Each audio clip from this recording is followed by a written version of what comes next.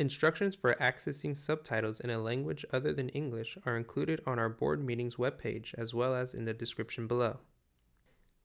Instrucciones para acceder a los subtítulos en un idioma que no sea el inglés se incluyen en nuestra página web de reuniones de la Junta, así como en la descripción a continuación.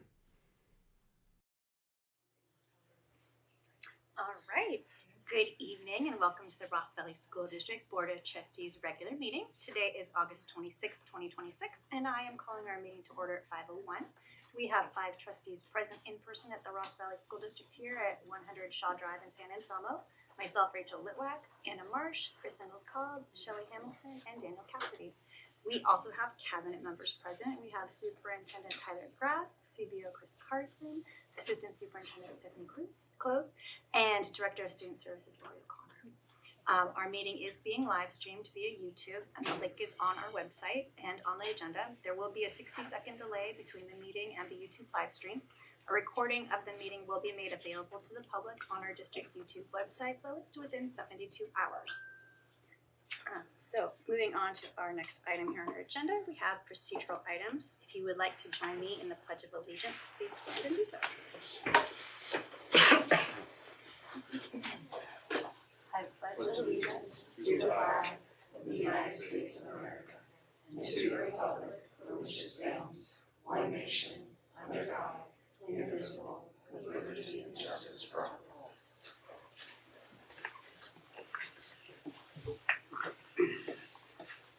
Next item is to adopt our agenda and time allocations. Do we have any changes, questions that need to be moved at all? No. If not, I'll entertain a motion on this. I'll make a motion to approve the agenda time allocations. Great. Do I have a second? Thank you. Dan? Aye. Anna? Aye. Chris? Aye. Shelley? Aye. Rachel? Aye. All right. So we have an agenda for tonight. Our next item is C, the recognition and reception for our Measure H personal tax. Great. I don't have a prepared speech, but I definitely want to just thank everybody who helped run both Measure E and ultimately Measure H. Measure H was successful last spring, and I have never seen a grassroots campaign come together the way that campaign came together. I think other districts looked to us and really to you all as kind of the bellwether of what a quality grassroots campaign looks like. The amount of doors that we knocked was absolutely insane. Our social media campaign was amazing. The strategic focus that Anya Twig gave us throughout the campaign was really, really remarkable. I mean, this was like parents, it was staff members, it was prospective parents that don't even have kids in our schools yet, it was community members, it was seniors. It was a really, really special moment, and I was just keeping my fingers crossed that it was going to pass on the actual election day, because the amount of effort that went into it was really, really remarkable. To have 75% of a community vote on anything is really, really special, and to have 75% of the community say, yes, increase my taxes because I believe in our public schools, I believe in our teachers, and I don't want to see schools closed or programs cut, really sent a resounding message to our teachers. And I have to say that coming back to this school year, the culture and climate of our schools is better because of all the work that you all did. Teachers are standing up straighter. They know that their community backs them. There's no question at all. There's more money in their paycheck. It's a really, really exciting time, and I cannot thank all of you more for the work that you did, because you made a significant difference in the lives of our teachers and into the quality of our schools. And this is going to last for a decade. And there's actually things that are happening because of your campaign. We had $1 million donation to our teachers that didn't just fall out of the sky. That was as a result of your campaigning.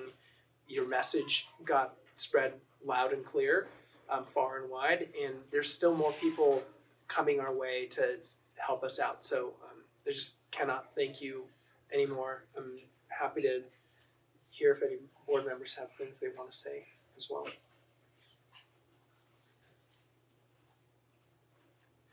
I want to say thank you. I'm going to echo all of what Tyler said. I mean, it's incredible to be a part of a community where people care so deeply about, of course, our kids, but also like each other. Seeing everybody really show up for each other and help out when somebody's turf couldn't get covered, like all of it, right? It just was. It's why I love being a part of our district, and why I really, it's an incredible community we have. So yeah, this could not have been done without all of you, so thank you. I would add that two things. One is the foundation, what you said, the foundation that I think that this campaign laid is the beginning, not the, like the vote wasn't the end of something. I think all of that effort feels like it moved us into a new space.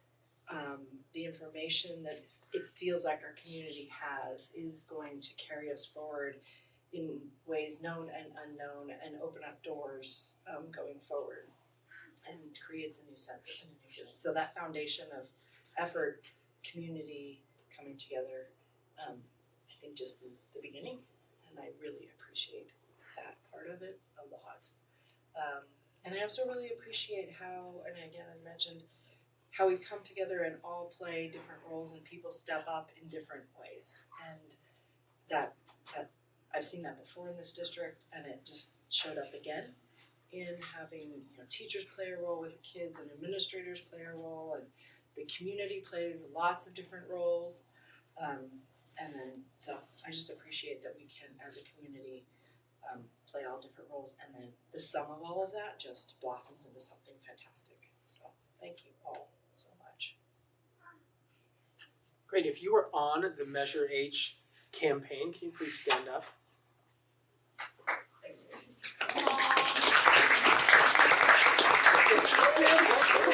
Anya, stand up.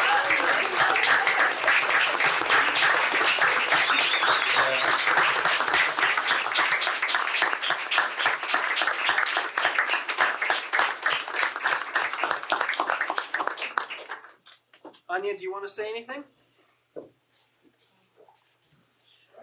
I mean, I probably would have used a heads up that you didn't give me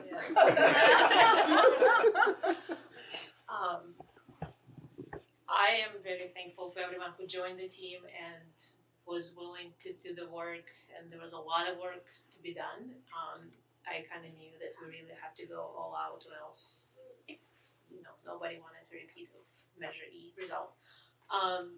And so I'm very thankful for, I would call people that don't even know me and say, hey, I need Brookside rep, and how do you feel about, helping me out?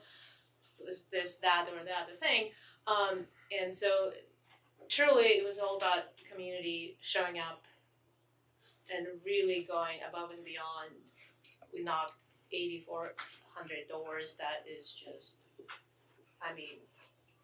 even, in the week that was right before the election, we went back and knocked 2,500 doors. It was unheard of. It was more than by factor of, 5 more than we did in Measure E.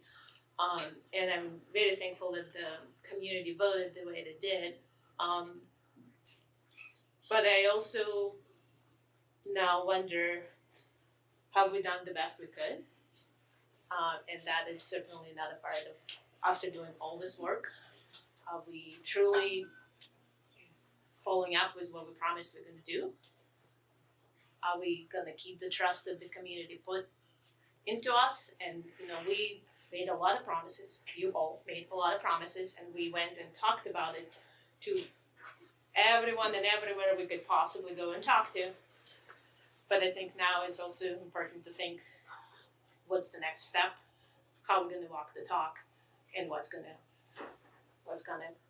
follow. And not to diminish the beautiful results, but it's also crucial to do the right thing after we got the result, and that's I kind of hope that you guys all think about, have we done the best we could, or is there more room to do better and walk the talk and fulfill the promises that we made to the community, made to our teachers. We all parents showed up and did our work, the teachers showed up with us, which I'm really grateful. We worked together as one big team, everyone.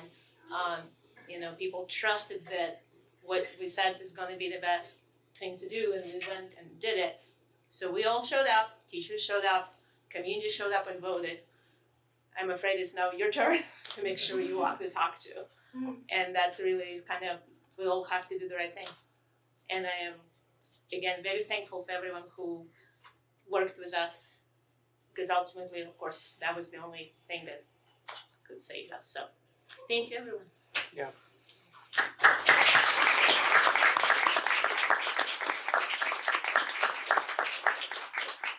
I'd like to personally thank you, because stepping up for a leadership position that requires that number of hours of work alone is truly thankless.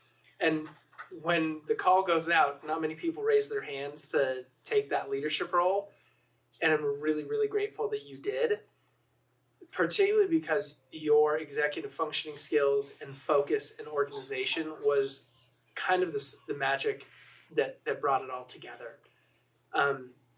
You and I had countless conversations over the course of last year, and I know it's not easy to lead and have everybody have an idea that you have to consider and execute on some and say no to others, and that can be really, really challenging, especially when you're in a volunteer position, and I just truly thank you for that. And yes, the vote coming in the right turnout was the right thing, and raises for teachers was the right thing, not cutting programs was the right thing.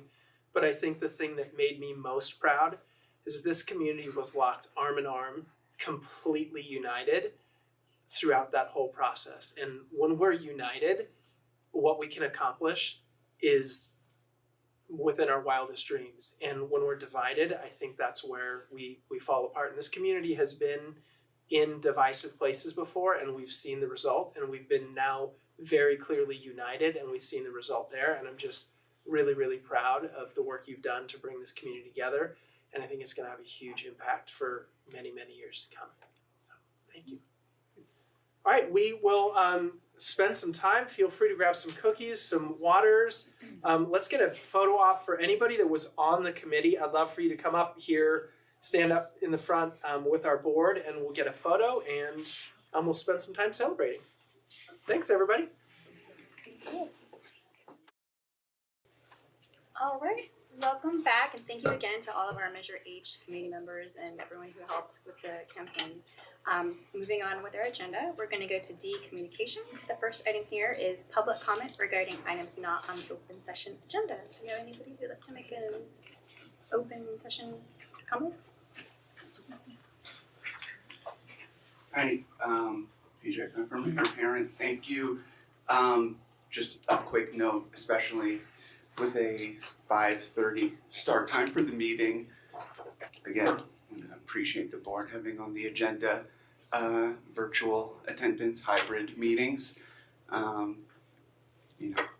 was the possibility of a July meeting, which was not canceled, so I would hope that would mean there's plenty of time on the agendas throughout the fall to get this discussed for real. Thank you. Do you have any other public comment? Okay, seeing none, I'm going to move on to the next item, which is correspondence and communication with the board. When we receive emails or other letters in the mail as board trustees, they go into this item here for everyone to read. Hopefully we all got to see everything in there. Our next item is D3, announcements by labor unions, CFEA and RVTA. If you'd like to come up, please go ahead.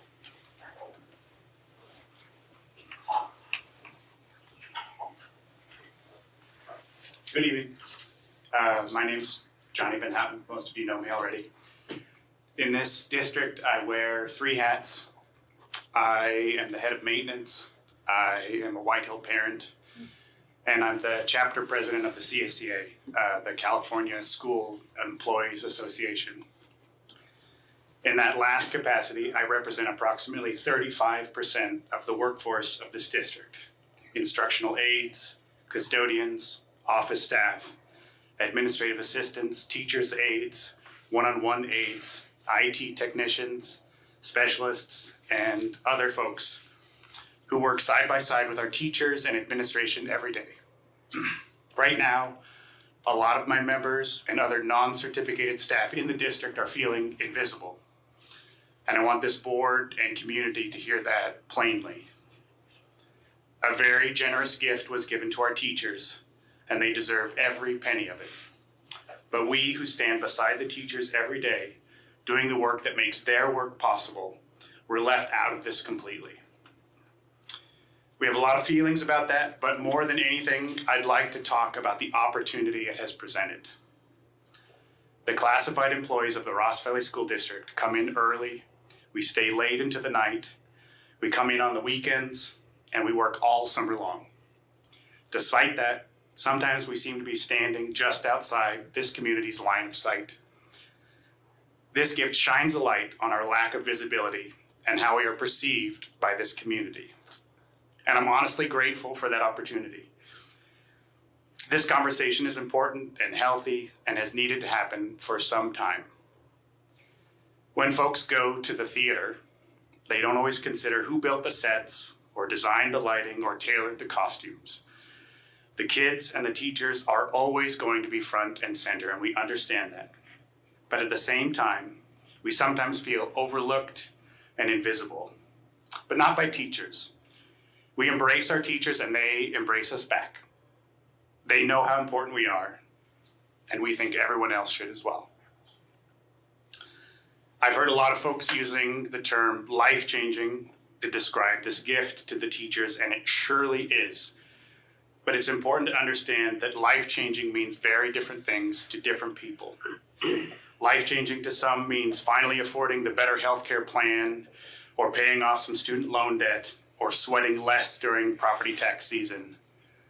But to some of the members of my union and other non-certificated staff, it would mean getting to stay home with their kids on the weekend instead of waiting in the food pantry line.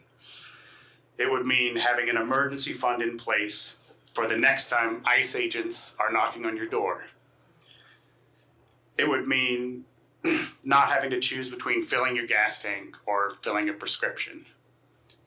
A gift half this size would have that same effect on our members. And I know there's been some conversation about the PTOs raising money for classified staff in response. And I want to say how much that impulse means to us.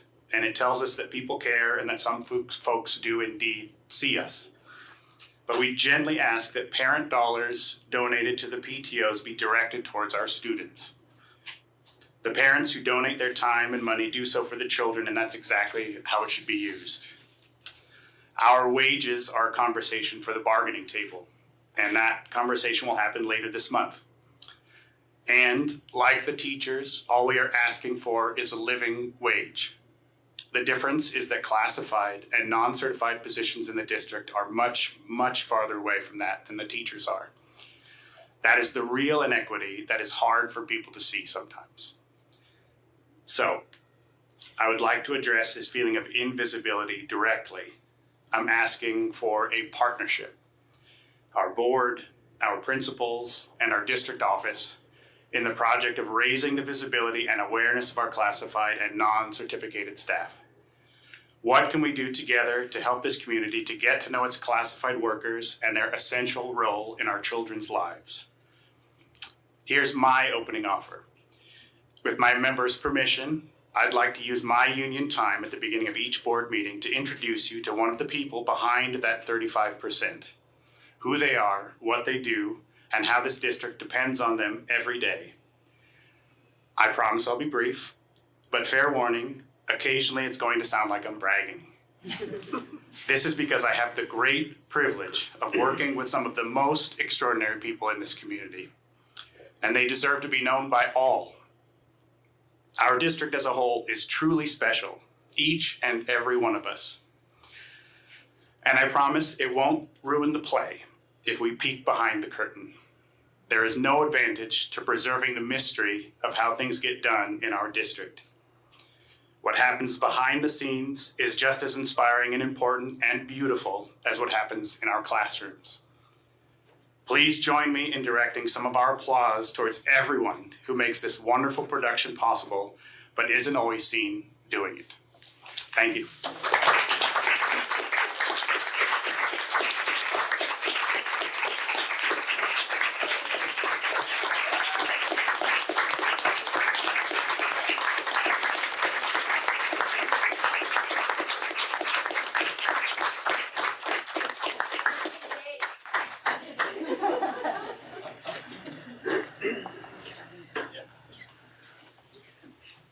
Johnny, thank you. I know you and I have been connecting almost daily since the school year started. I thought what you said was perfectly timely and representative of your unit. I just want to put on record that I'm working diligently with a core group of parents to find a way to do something for CSEA staff. I'm in conversation multiple times a day with parents and community donors who recognize the beautiful gift that Maya gave our teachers and the inequity that that distribution caused. So I think there's a lot of people waiting in the wings, ready to cut checks towards the specific cause, because I believe that everyone that I've talked to understands the importance of a health aide, an instructional aide, a grounds and maintenance person, a librarian. Like, all of those people make a huge difference. Without that, we don't have technology in the hands of our kids or our teachers or email addresses. We don't have the extra support that students with special needs have. It truly makes a huge difference. Every one of our CSEA employees, we can't run this without the CSEA folks. So I'm committed to continue to work with our parent group to make sure that we find a solution to this. Otherwise, we'll have a conversation at the bargaining table. But I think the North Star is there. It's just a matter of how we get it done. I'm very confident that we can get something done here in the next couple of months. So thank you. Thank you. Do we have any comments from RVTA membership? No? Okay. Thank you. We'll move on to our next item, which is E, presentation and or action items. The first one is public disclosure or sunshining and district acceptance of the initial contract proposal for the 2026-27 and 2027-28 school years from the California School Employees Association, Golden Hines Chapter 719 CSEA, to the Ross Valley School District. Great. So this is just the perfunctory measure that we basically do to make it very transparent to the community about which parts of the bargaining agreement we're going to start negotiating. We actually have our date to start negotiating on Monday. So we're excited. Chris and I have been working on a salary study. What we've noticed over time and through collaboration with CSEA, that when you compare CSEA salaries to our, Miller Creek, Larkspur, Corte Madera, and Kentfield, some of our CSEA employees are paid at about average of those comparables, and some are like way below average. So our hope this year is in negotiations to kind of get folks a little bit more into parity. So we're excited to talk more about that. And I just thank Johnny for his partnership. I feel like we have a great working relationship with our union and have for a long time. And Johnny's done a remarkable job engaging his members and getting folks to meetings and to board meetings. So I'm excited to see what we get done in negotiations. Do we have any questions for Tyler? Do we have any public comment on this item? Thank you for doing that, it's wonderful. Any other public comments? No? Okay. So with that, I'll bring it back to the board for discussion. Any comments up here?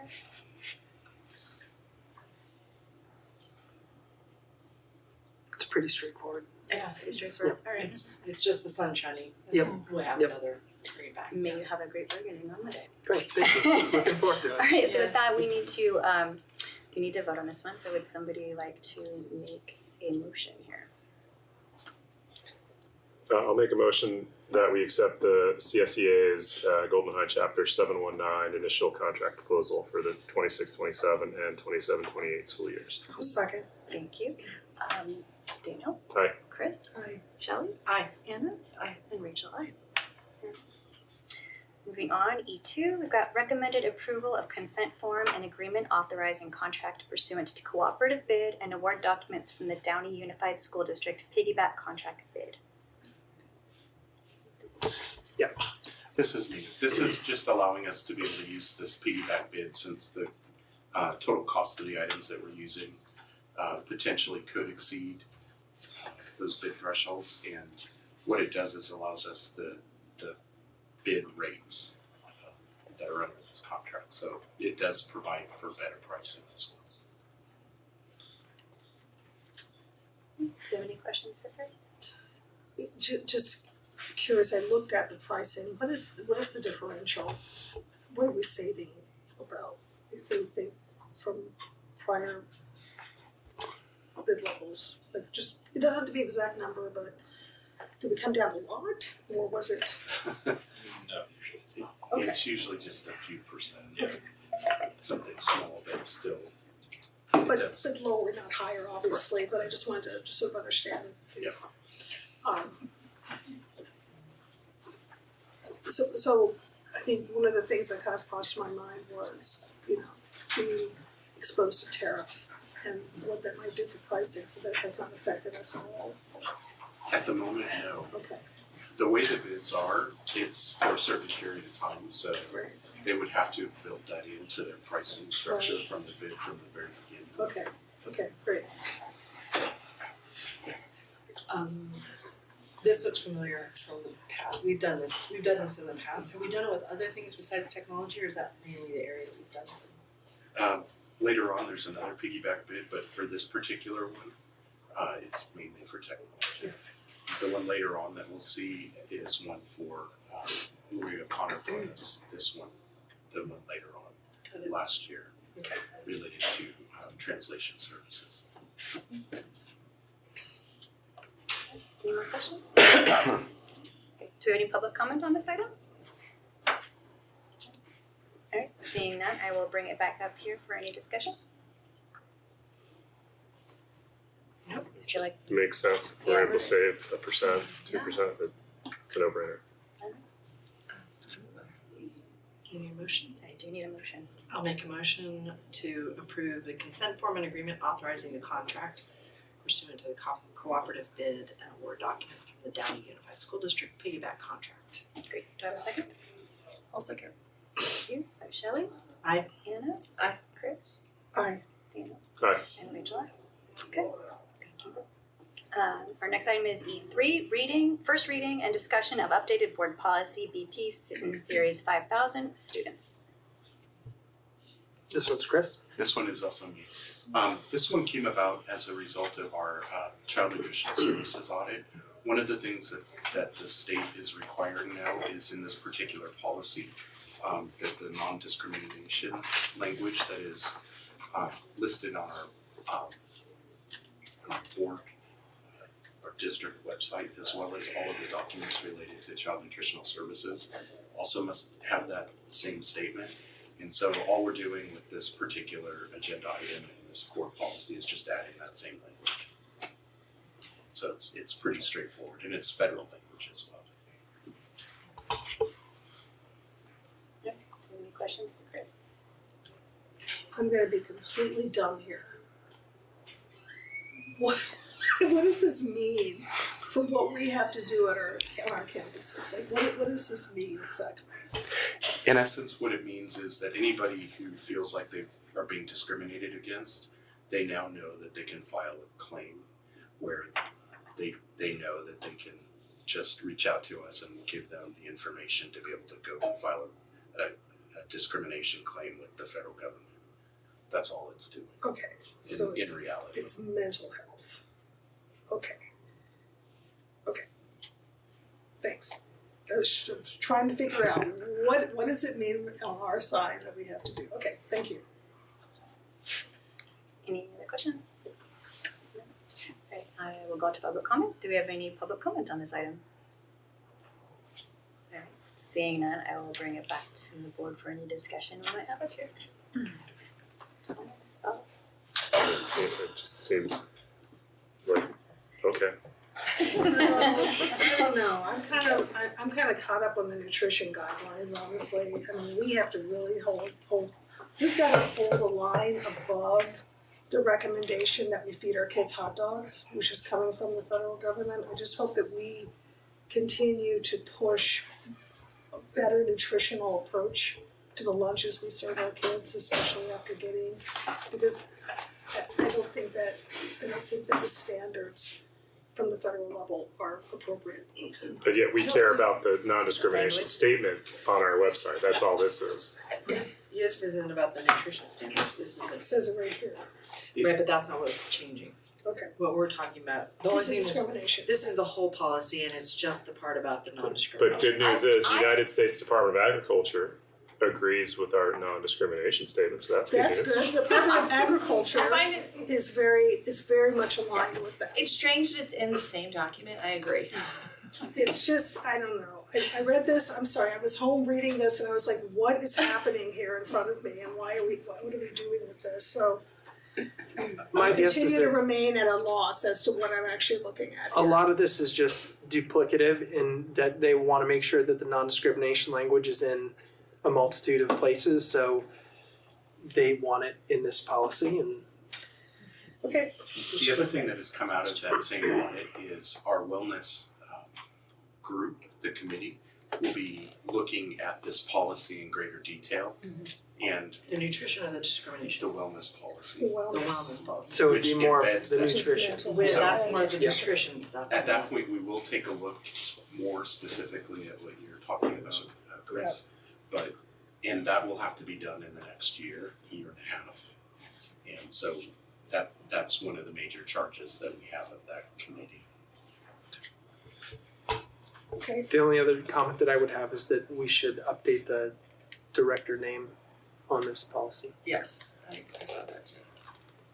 And the wellness committee is going to be writing a district wellness policy that you will all understand and with all of this. And really like dig into, our practices around mental health and nutrition and exercise and all those types of things. So we're gonna be drafting that this year. This is just a first reading, so this is a question for you. I think like a how you organize policy question. So we can't have a board non-discrimination policy, i.e. the stuff in red that's on this thing, in one place. And then wherever they tell you have to post it, you can't just put a thing that says, see policy, blah, blah, blah. So you're not sticking it here, sticking here, which gives the possibility that, oh shoot, the old one's in wellness, but the new one was updated in student services and in that's basically what's happened. You have to post it at the bottom of every single. And Chris, this is just a boilerplate CSBA recommendation to make this update? Actually, no, it's not even CSBA, this is above and beyond. Okay, And this is a requirement that comes through from the audit, yeah, he says that. from Okay. the audit, so it's from Yeah. CDE and as well as the Department of Agriculture. So one of the findings in our audit was we need to post this in this location. In this specific, so Yeah. not just post this, but exactly here. Yes. okay, so now it's all coming together. Yeah. Sorry. No, good. This is what this is about. I guess I'm not gonna hide back here and be quiet, I'm just a little confused about this, but it's Yeah. okay, I'm getting it now.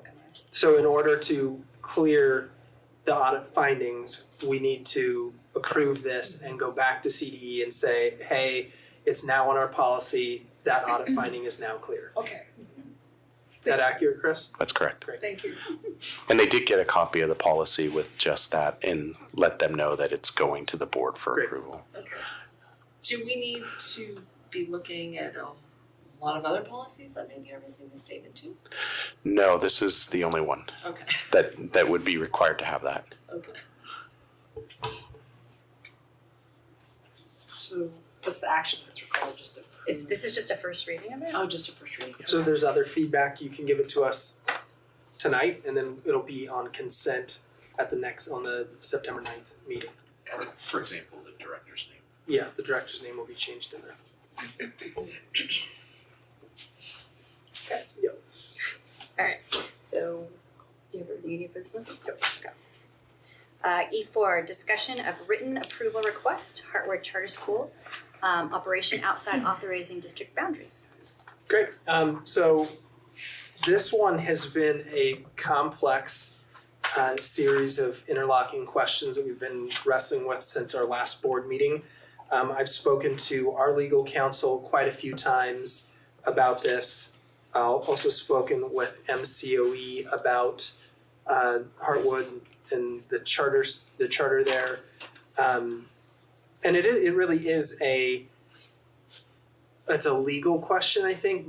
My big takeaway from our last conversation was that we're not here to evaluate whether Hartwood is a good program or they're serving kids or the quality. We're really asking, my takeaway was it legal for us to sign off on the letter to allow them to stay within our county was the big first question. And really that was, and then what is our downstream impact of signing that letter? What are we liable and responsible for? So those were like the two big questions. There were a lot of little questions under those overarching questions, but it was really about, what's our liability and what is the letter of the law to allow us to sign off on this. So, Sean, do we have Sue Ann on call? So I spoke with Sue Ann Solomon Evans, our legal counsel specifically to charter schools, and she went through a number of the questions that you all had generated at the last meeting. She's going to spend some time answering those questions. We'll go out to public comments, and then we can have discussion after that.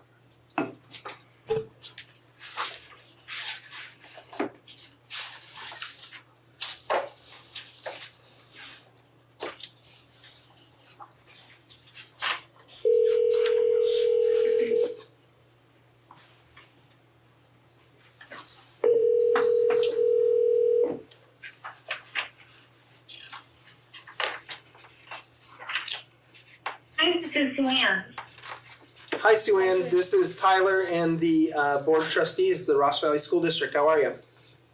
I'm well. Hello, everyone. Hello. Hi. Can you hear us just fine? Yes. Okay. Hopefully you can hear me. Yeah, so I gave a little bit of context about all the questions that the trustees had generated at the last meeting with the kind of two big questions about liability and legality. So we'd love to kind of just hear from you. You can share your take on the situation and go through some of the questions that we had asked. Sure. I wanted to start with kind of the burning question is whether the Boston site is a resource center eligible for approval of the agreement to allow it to continue to operate in Marin within your district. And our answer to that is no. That's based on the laws that existed before AB 1505 and 1507 and after 1505 and 1507. So it has always been required that charter school provide its primary educational services in and serve the majority of the people that are residents of the county in which the charter is authorized, and in this case that's Sonoma. So that has never been the case for Hartwood, who has not had a facility in Sonoma, has what it refers to as a resource center in Marin at Boston.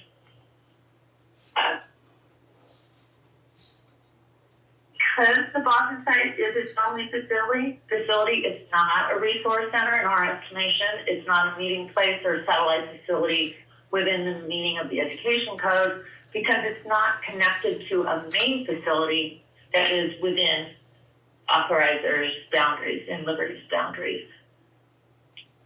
So before I move on from that, that may have generated some questions. I don't know if you want to ask anything about what I just said.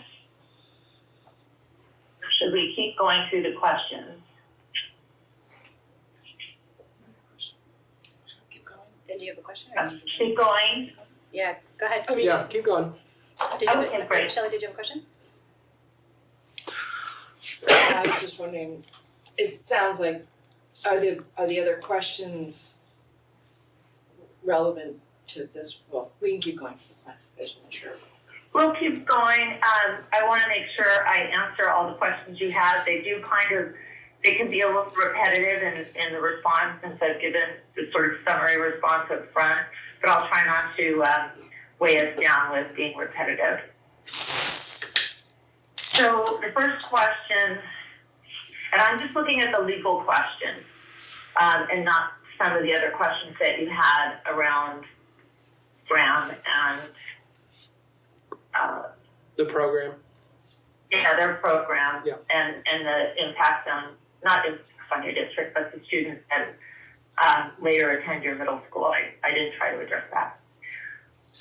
So I'm going to start with the law prior to AB 1507 and then after AB 1507, just so we have some context. And then we'll talk about why 1507 in the first place and liability and all the other things.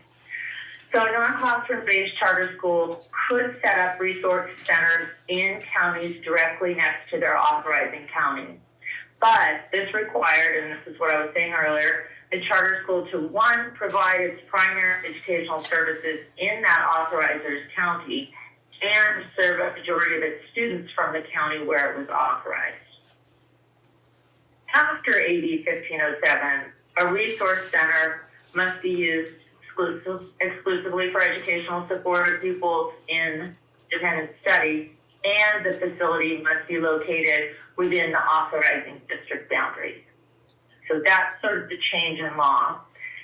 While there was an opportunity for out-of-county, for the reasons I've said, it's our view that Hartwood did not meet those criteria even before AB 1507. So what is our liability is the next question, and is there a potential loss of funding for us? So the district is not liable for debts, obligations, errors, omissions of the charter school if it is not the authorizer, right? So if Liberty remains the authorizer, there's no exposure to those kinds of issues that can arise in a charter school. But if the district approves the request to operate in its boundaries, you could get a challenge to the legality of that decision.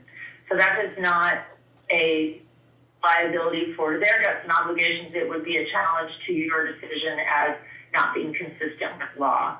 And that would be a legal challenge that would be filed, what we refer to as a writ action, likely in the superior court, local superior court. Any questions about that before I keep going? Yes, Sue Ann, can I ask, this is Daniel, who would challenge this and why? So, what we typically see is a challenge by community members that are unhappy with the presence of the charter school within the district.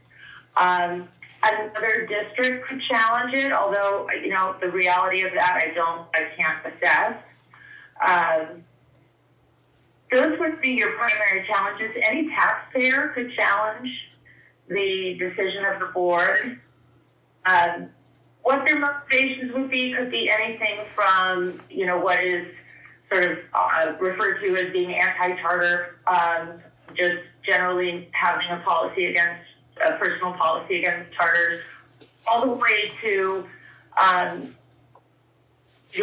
we're just carefully monitoring the district's decision-making and we don't see this as compliant. Another entity that could challenge potentially would be a teachers union. CCA has been very active in charter issues. So I'm not suggesting to you that is likely.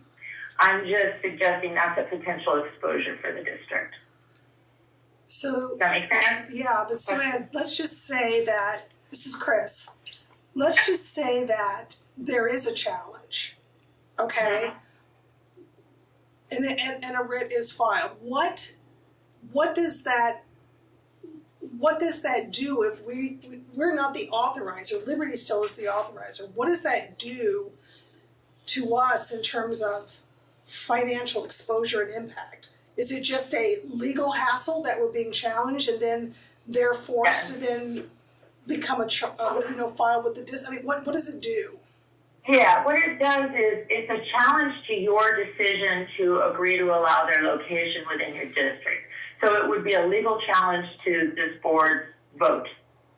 And therefore you'd be in the position, or the district and the board would be in the position of having to defend that, or not defend it for that matter, and say, oh, you're right. Yeah, or vacate it, right? We could vacate it. That's certainly a possibility. But then it goes, then the onus really falls on Hartwood. We don't have to gather up the ponies, so to speak, and throw money at the problem.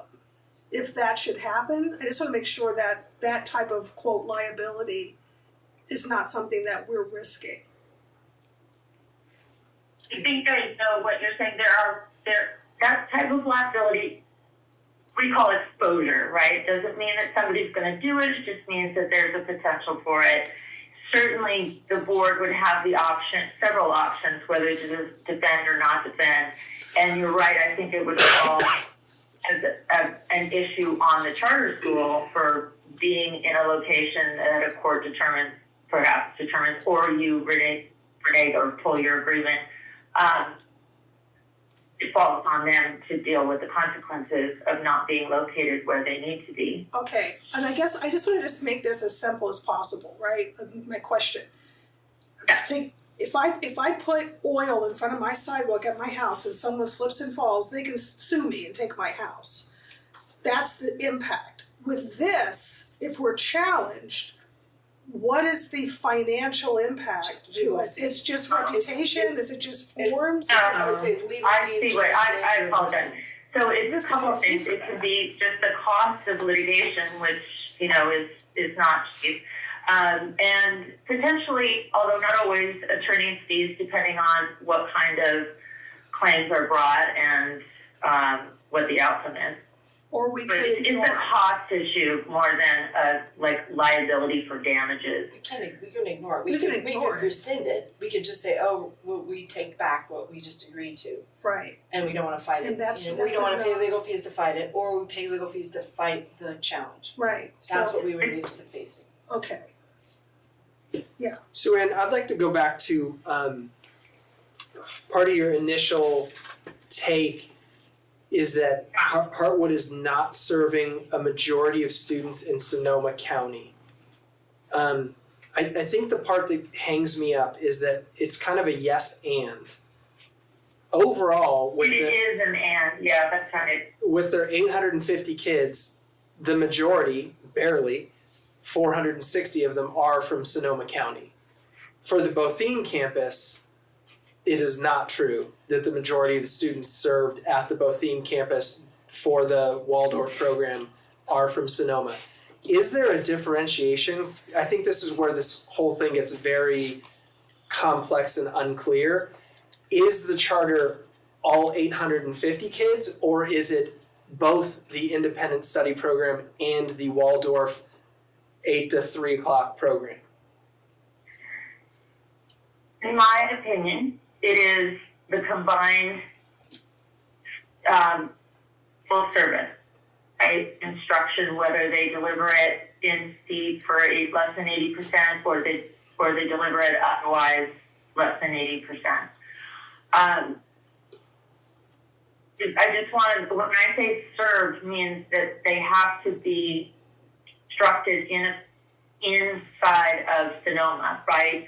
So they're not going to Marin for purposes of getting their administrative services, et cetera. They'd be going, the majority of the students would be seeking that administrative support and other support from the site within Liberty's boundaries. So for instance, they have 663 students that are in their homeschool program. It's unclear to me where those kids get service. Is it at the Liberty School District and they go there, once a quarter? Or is it they drive down to the Bothene campus and get the support here? I'm unclear I about. understand. Yeah, what I understand from the letter that was provided by Heartwood is that there is no facility or services provided within Sonoma. And that was, the question is there a physical school in Sonoma? And the answer was no. And if they had a physical school in Sonoma, i.e. a classroom or two at Liberty School District, would that change the answer to yes?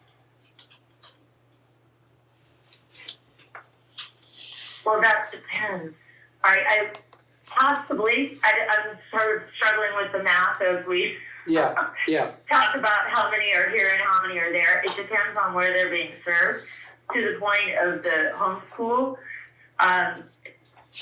there is an independent study obligation to connect and have your work evaluated to ensure that it reflects the kind of minutes that are required. There's usually a master contract for each student that is involved in the homeschool situation. Yeah. And they do have to, now I think I saw that they use virtual, but the expectation is that they are being served within in this case, Sonoma. Okay, thank you. That kind of connections for resource review of work, etc. Suanne, is the language that you're talking about, the language that says the charter school provides, and I think the clause is its primary educational services in, and a majority of pupils it serves are residents of the county in which the school district. So I think you're talking about the interpretation of the primary educational services in the county in which it was authorized. Is that what that's what we're talking about? That is what I'm saying. It's twofold. It's a two criteria valuation, and that's the language before AB 1507, which is what we're looking at to determine if they've come with a legally sufficient site to begin with. So Tyler, when you were asking that question, I think it's how many classrooms or what substantialness of facilities would qualify as primary educational services under that section. Because I think by county of enrollment, they meet that standard. They have the second part of they have like 52% of their students are Sonoma County students. Which means the majority. Which is a lot less than I thought initially. So they would barely meet that criteria. Then the next question is, where do those Sonoma County students get served? Do they drive down to the Bothene campus here in our district to get support? Do they do it virtually? Is there something in Sonoma County? Is it at Liberty? I don't know the answer to that. Right. So that's. I think from what they've said to us that they don't provide those services in Sonoma County. That's my interpretation of what they've provided us. And are you using the letter they originally sent us? Correct. Well, the letter that recently responded to the board's question. Okay. The one with the blue, it's the black and blue text, that document? Yeah, okay. Yes, correct. Okay. Which also I think is consistent with the charter document that we also got a copy of, which talked about having administrative stuff happening in Sonoma, but not classrooms. So if it's so this is Rachel, a quick question. So if it's a independent study for a big portion of their students, and they do virtual check-ins to do those, the administrative requirements to check their hours, I mean, if it's virtual, there's not really a way to determine the county that it's coming from. So, I mean, how does that impact this? I think in some ways it's maybe oversimplifying it, but the fact that they don't have any facility within the authorized boundaries, so they don't have any connection to serving students within Sonoma, it sort of answers that question for us. They're connected to the Boston site in Marin. But I wanted to also, just to be clear, all of the students, whether they go to the Boston site for 8% of time of instructional time, or if they're homeschooled, that's all independent study. There's not a distinction between the two. I think that that's the part that was really tripping me up, because in practice, when you drive past the school at 8:30, it's a regular old school, full time. I think, Right. so like from an outside perspective, it looks like it operates just like any of our 5 schools. But then you have to go to their instructional minutes to see that they've kind of worked the schedule to where it's just under 80% of the total instructional minutes of the required by the state. So they kind of meet the letter of the law there, but it, in practice, it feels very like a traditional school for the, 100 some odd kids that do the Waldorf program, 190 kids. Right. I agree with that assessment. It would be hard to know that it's not a classroom-based instruction. Like a community member that hasn't read the charter or doesn't know about the 80% rule would just say, oh, that's a regular school, just like Manor or Hidden Valley. A question that came up to me recently, and I don't know the answer to this. Since we're looking at the charter as the whole 600 or a whole 850 kids, both the Bothine and the fully independent kids, that is a TK-12 program. Yeah. They're located within a TK-8 school district, but they're also located within a 9-12 high school district. Do they need to get the same approval from a high school district as well? Because they're both within our boundaries and TAM High School's boundaries. I talked to the superintendent. He has not received anything from them yet. TAM? Yeah. Is that what you mean? Yeah, Yeah. TAM has not had a letter like we've had. No, I imagine they wouldn't. And I think that the way the charter school would view it is that as long as they are offering all the grades of the, in this case, elementary district, they don't need to also have approval from the secondary district. Okay.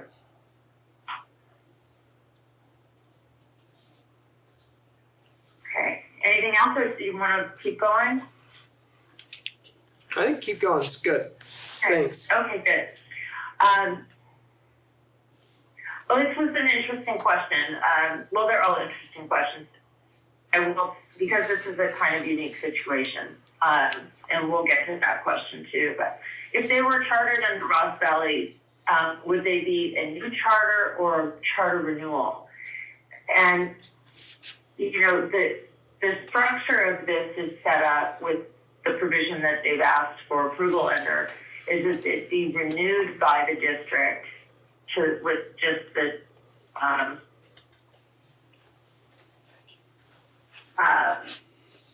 sort of taking on their, evaluating what went on when they were in Liberty and then renewing them based on that. I hesitate to say that's a clean answer because of their location issue. And I think it feeds into the question of whether this is a new charter or a charter renewal. Because it doesn't fit within the statute they're relying on to come before the board as a renewal. Because there would be a minority of students being served in Marin County in that case. Is that? No, that wasn't my thinking. Just generally that the way they've located that they're not in compliance with the statutory scheme, and so without that foundation, I don't know that they can renew as opposed to start a new charter. That is a question that I would really like to get CDE's input on, and not something I want to tell you definitively today, but it's a tough question.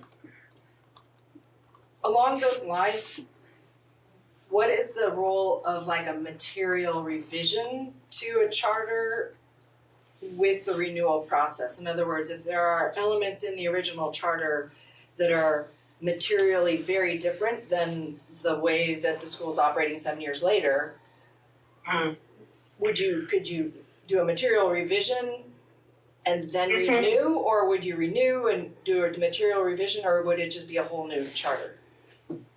Sure, this has been a kind of evolving area of law, that what is currently in place is that they would do a material revision for things that are materially different, like grade changes, classroom versus non-classroom, change of location. Those are material revision changes.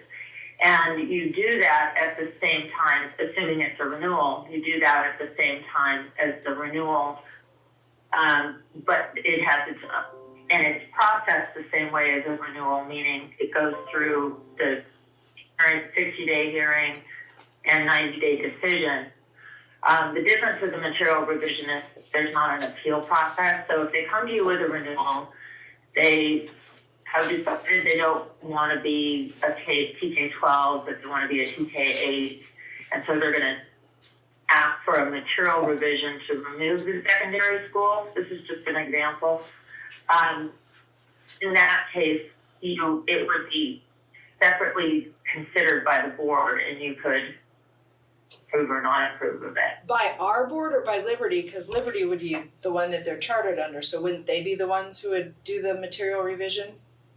No, because the idea is that they would come to you under, and this assumes the statute applies to them, right? They would come to you with the renewal, and they'd come to you with the material revision. I completely share it in your voice and understand how counterintuitive that is. I will tell you from experience, it's very difficult to evaluate a charter condition that is a renewal from somebody that you've not overseen. We had that experience with Ross Valley, in fact, right? It was difficult to know the ins and outs of their performance, et cetera. So I get that it's counterintuitive, but that's the process. If we were to charter them, let's say the board decides not to sign the side letter, right? And they come to us to charter, and we chartered them. My understanding is that we would now be on the hook for in lieu property taxes for all 853 of their students. Is that accurate? So it doesn't necessarily run with, let me back up. That's not true. If you're the authorizer and you're in basic aid, you dip in and out a little bit, right? We dip in and out, yeah. Yeah. So if you're in basic aid, then the district is required to pay for all students, subject to a per pupil that is not greater than the LCSF. That said, there is a provision that districts can't be forced out of basic aid based on the obligation to pay in lieu property taxes. So it's my understanding if it would do that to you, that the state would contribute. If the district is LCSF, it's obligated to pay in lieu property taxes for the resident students and not all students. That was my next question, is that, okay, let's say, I'm just walking through all the options here, not saying any of this is the plan. Side letter is not voted on by the board. They come to charter with us. Because of in lieu property taxes, it would make our budget negative. So then we deny it, and then they would probably appeal to Marin County Office of Education, and if Marin County Office of Education approved it, then we would be on the hook for the about 79 to 80 kids that are in our boundaries that go to Hartwood. Is that accurate? Okay. Okay.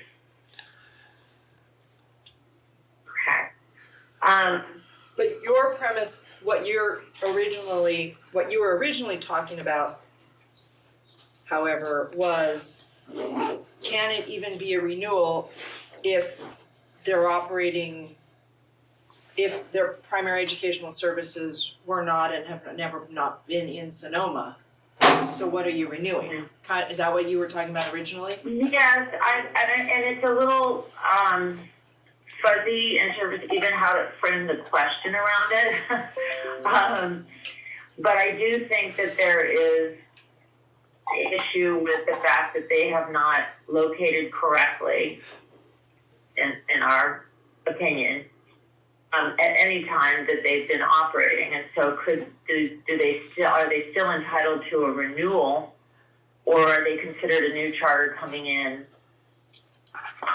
to establish? Actually, I don't know the answer, and I could see it going either way. Sarah, this is Daniel again. Are we on the hook now for those students? No, because they're in Sonoma County. Technically, they're in Sonoma County, authorized in Sonoma. Great. So financially and legally, we're in a good spot now. What you're saying is whether or not this is a renewal or a new charter, that's where it's like the legality of this is where we're going with this versus we're in a good spot. I'm from a board member. They're doing a good job. We're not responsible. Great to me. That's right. And please understand that this is not, this is about legal analysis, right? And not about some of those other issues that the board may want to consider. Okay. But I do want to make also clear that that the renewal versus new charter is a separate question from the question of inland property tax and who you owe, and for what amount. Right. Yeah, okay. Chris, did you have something you wanted to share? I have a question, Sue Ann. This is Chris Carson, the CBO. I'm sorry. You had talked about AB 1507 before and after. And I understand the difference between the two. I was looking at the CDE website and they are talking about Education Code 47605.1. And that section requires charter school sites and resource centers to be located within the boundaries of the chartering authority. An existing charter school located outside the chartering authority boundaries may continue to operate the resource center, meeting space, or other satellite facility until the charter school submits a request for the renewal of its charter petition. So that everything is copacetic with it as it currently is. But as they need to renew, the next paragraph says to continue operating in the existing location before submitting the request to the charter school's chartering authority for the renewal of the charter petition. The charter school must first obtain approval in writing from the school district where the resource center, meeting space, or other satellite facility is operating. So I think that's exactly what Heartwood is doing, and that's on the CDE website. Yes, that's exactly what they're doing. They are asking to be allowed to continue to locate where they are and allow Liberty to continue to be their authorizer, right? And they would be renewed by Liberty. And if they had a facility in Liberty that served 50% plus one of their students at that facility, then it would meet definitionally, it would be legal. Yes. And also on your question, Chris, there was some language in the AB 1507 around 476051C5 with respect to this grandfathering thing and asking that also spoke to this, where is the resource center located, and it said the charter school was operating, a charter school that was operating resource center, meeting space, or other satellite facility outside the jurisdiction of the school district where the charter school is physically located before January 2020 may continue to operate the resource. But the code says outside the jurisdiction of the school district where the charter school is physically located. But in this case, they're physically located in Marin.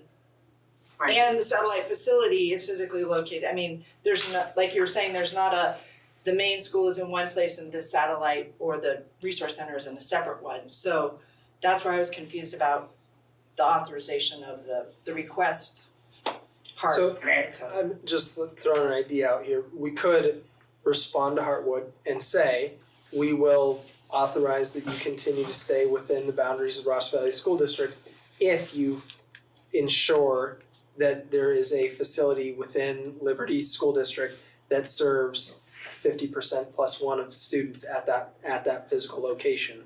Because then this officially becomes a satellite site. And I'm just still not clear about if I'm a 9th grade fully independent study student and I need to have like a history lesson or check in with a history teacher about my progress in my world history course, do I drive from Sonoma to the Bothene campus, or do I go to, where do I go to get that support? Well, right now they don't have any Liberty facilities, But they could do it like virtually, I mean. but they're doing it to both the staff and the support services and all of the resources and everything is at the Bothene campus. I think that's a question. I think when physically that's what I see here, but I'm still unclear. One conversation I had was kind of skirting around this topic about, oh yeah, some kids come to Liberty to get, an assessment here or there, but that didn't inspire confidence that 50% plus one are getting their services there, whether there's a teacher there or an administrative assistant or an administrator that's like kind of run, like you could be zooming into that facility and that would meet the letter of the law, but legally that would make some of us feel better that if that was happening, then it's a renewal or whatever we just signed, whatever it is we're signing here. and we just keep operating as is, no responsibility. We can put in a side letter whatever boundary conditions you all want for liability or for clarity of the law, and then they would have to respond to us saying yay or nay to that.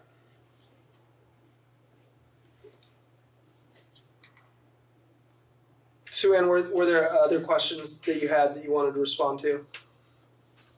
Oh, I want to be sure that, because I know it's taking time, I do quickly want to say that they're not entitled to Prop 39 facilities because they are a non-classroom-based instructional program.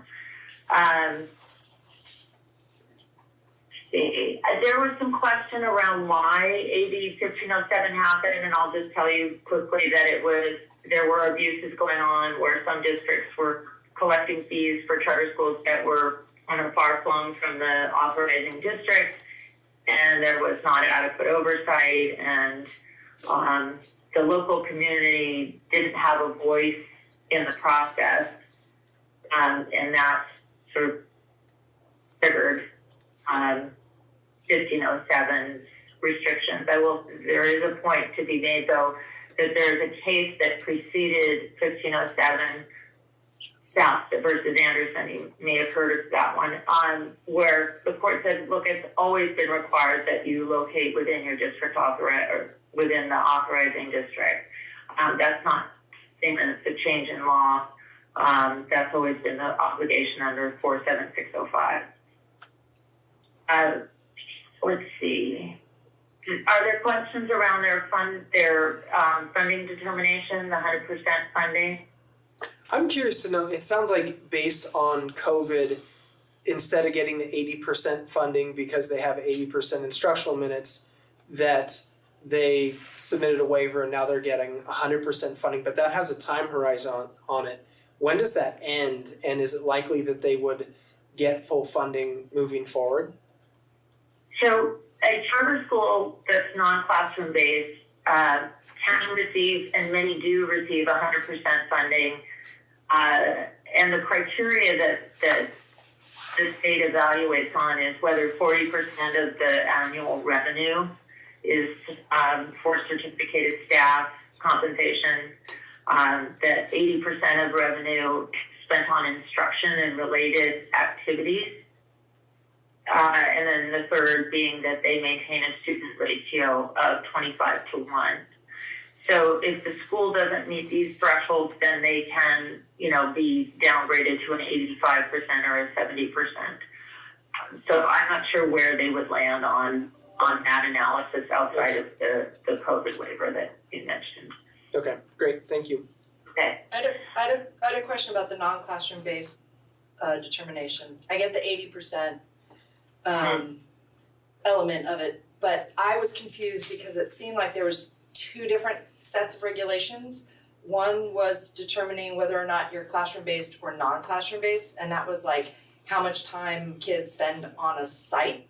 And then there's the whole independent study because it looked like a non-classroom based could be virtual, like it said there are different types of non-classroom based, one of which was independent study, so it wasn't necessarily, it seemed like, and then there's a whole bunch of laws regulating what is and isn't independent study. So, and then That's a little misleading. I think that they tried to, I know what you're saying, they tried to use as many different terms as might be, virtual, but they're all non-classroom based instruction. So independent study is often used interchangeably with non-classroom based instruction. I don't think they've separated that out. you mean the law doesn't separate that out, or Hartwood doesn't separate that out? The law doesn't separate that out. They're all bound by those independent study provisions, which have to do with the process for, evaluating minutes, ensuring there's a master contract, those kinds of things to make sure that the minutes that they're performing on an independent study basis are adequate. So the inclusion, and there was one provision that said the facility is used exclusively for pupils who are enrolled in.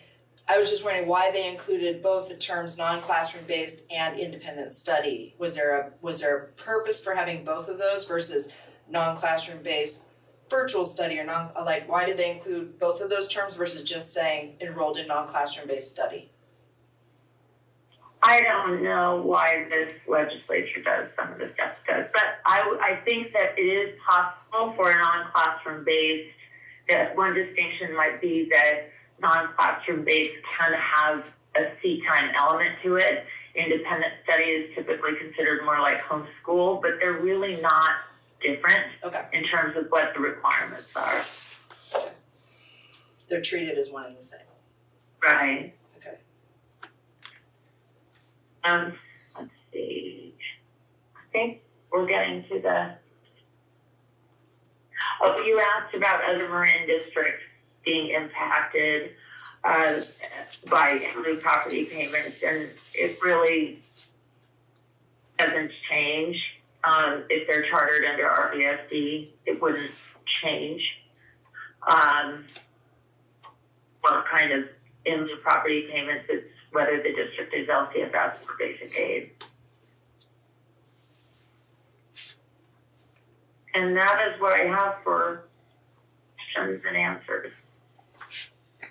And of course, happy to answer any additional questions or try to further explain anything.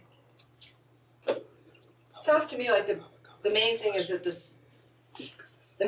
spirit of the law, both before and after AB 1505, with respect to resource centers, was that the intention was has been that a charter school has its primary educational services in the district in which it is chartered, and then was also allowed to have satellites, resource centers, those kinds of things elsewhere but that were ancillary or secondary to having the primary education in the district in which that's the spirit of the law. And the thing that was changed was whether those resource centers can be far-flung or now, under AB 1507, have to be in the district. But then there's this grandfathering thing that says those resource centers or ancillary things can be farther afield if you get an approval, but that doesn't change, again, the grandfathering, to me, that it only applies where the original structure, location was within the law at the time that they were doing it. So, for example, if they had been operating within Sonoma and had a Marin site, even though it's had a resource center in Marin County, then they would be positioned to ask for the grandfathering provision, for your approval. Okay. They don't have that situation, right? Right. They've only located out of county, which is contrary to the law before and after 1507.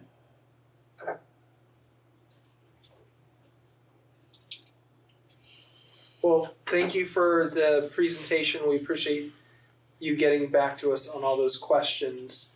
I know they're not all super clear, and there's probably some outstanding questions that we will need to answer before making a final decision.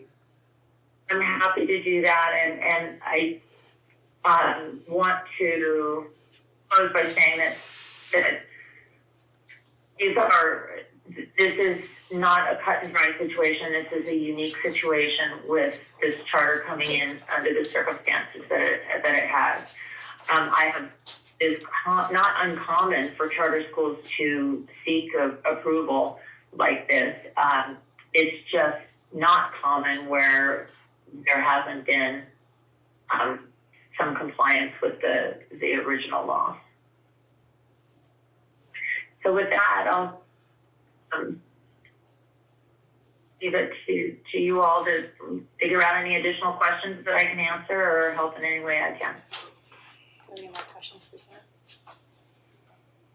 You okay if I go up for public comment? No, I was just wondering, are there any examples of a charter that is, all their location is outside of the county where they were authorized, getting grandfathered approval to continue to operate in that way? I believe there were 2 in the list where they were out of county like that.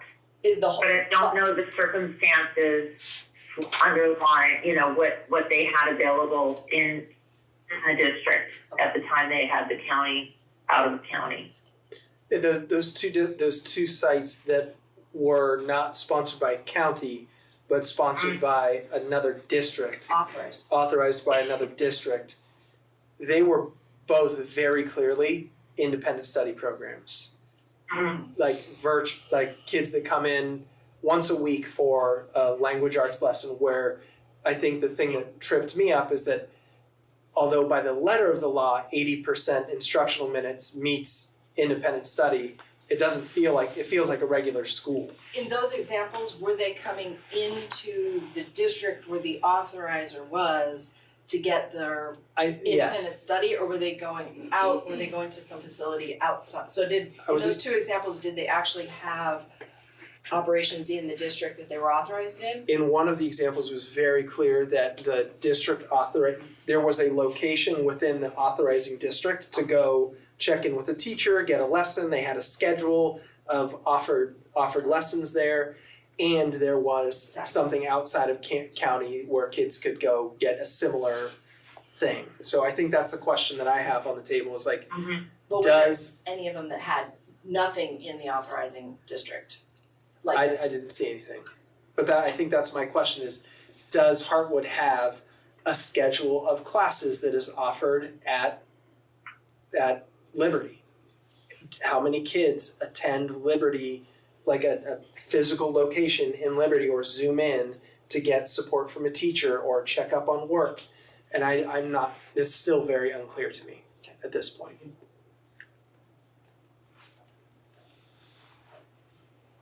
Any more questions for Sonia?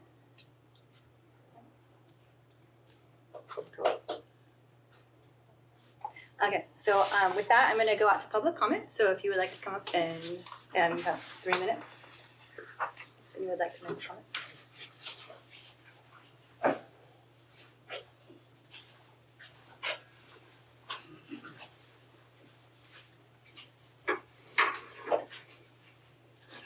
Hi, I'm Stephanie Felton-Priestner. I'm the director of Hartwood.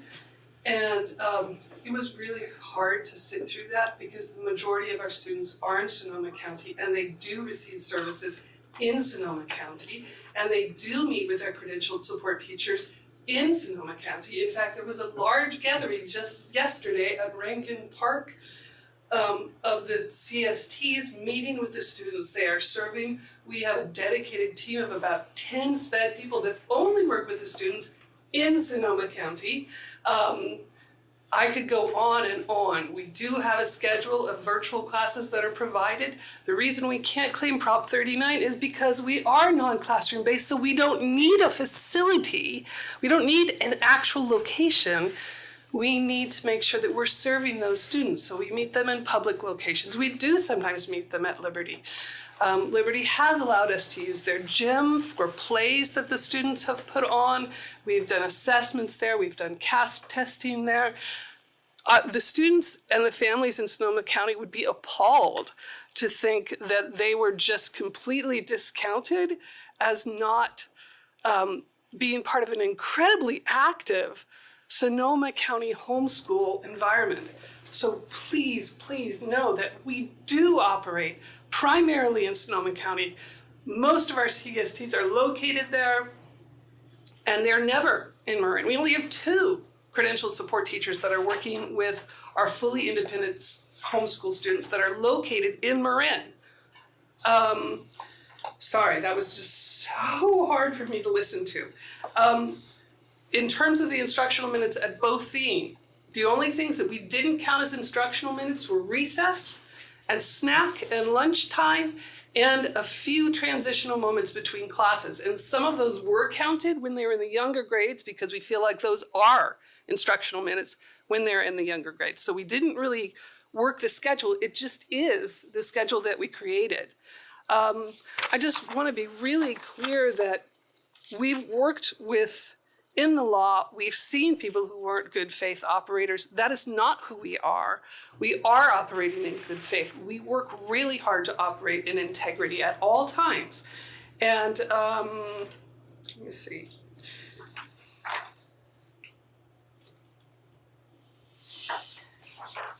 And I just want to say that, there's a lot of sort of legal definitions that go back and forth. We don't live in the world of Platonic absolutes and the ideals. But the question that we are all really exploring is not just a legal question, but a human one.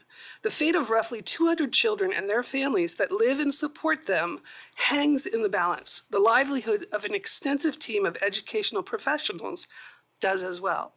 In short, a whole community and the beauty of their vision and the work of years of creation is the central focus of this moment in terms of the question about the Botheen Resource Center, which is a resource center and is not the majority of our school, our population, our teachers, our services, or where those services are occurring. Thank you. Oh, I didn't realize it was over. I thought it was there. Hi, good evening. Should I be using this or does the microphone work? It works. Okay. Yeah, it just doesn't project your voice. It captures it for the audio online. Oh, got it. Can you restart that? Sorry. See what you were asking questions about that. She's gonna restart the timer for you since we Thank you so much. technical. I'll say good evening again. My name is Janelle Rulli. I'm with legal counsel for Heartwood. There were 2 parts of the discussion that I wanted to kind of just address. The first one, I know we use that sentence a number of times. Charter school provides its primary educational services and a majority of pupils are residents of the county where the school is authorized. That part of the law is only used when there's a trigger event. And the trigger event is if the school wants to establish a location in Liberty's boundaries, a physical location in Liberty's boundaries, then it has to meet 2 different conditions. That's the second of the 2 conditions. We're obviously not here asking you if we can open a facility in Liberty, right? And so this condition that we all keep going back to, it only comes into play in certain circumstances that are not relevant here. That's one piece. The other is the idea that that a resource center has to be or is necessarily kind of an offshoot, a satellite or something like that of some main campus. That distinction just doesn't exist in the law. The law just talks about a resource center, a meeting space, or another facility, but doesn't give a definition to any of them. For me, nobody asked, but for me, this inquiry is as simple as Board Member Cassidy suggested, which is that the charter school is asking for permission from you to maintain the status quo. Heartwood has been in operation since 2019, and there have been no allegations of wrongdoing or facilities being in the wrong place or not being set up properly in the first place. That has never been alleged. It's not true. The law did used to allow for a charter school to locate outside of the boundaries of their authorizer if they could demonstrably show that there were not facilities within their authorizer's boundaries. And so Heartwood did that at the time. The law changed, and that's what brings us here. I recognize you probably didn't want to spend your Wednesday evening talking about this, but we appreciate how much you all have dug in. I've been to a lot of board meetings in my day, and we don't usually get this kind of robust discussion, so I truly do appreciate that. And so I just want to say about the 1505 and 1507 changes, really the idea was to protect charter schools that had existing facilities outside of their boundaries for a limited period of time, only until they came up for renewal again. And that's exactly where Heartwood is. And so we have two options. We can ask your permission to keep locating there, or we can ask you to approve a renewal charter. And it would be a renewal charter. Heartwood's an existing school, and we would be renewing. And so for us, the path that is likely easiest for everybody would be approval of us to locate, of Heartwood to continue to locate within your boundaries. So we hope that that remains present for you, and appreciate your time. Thank you.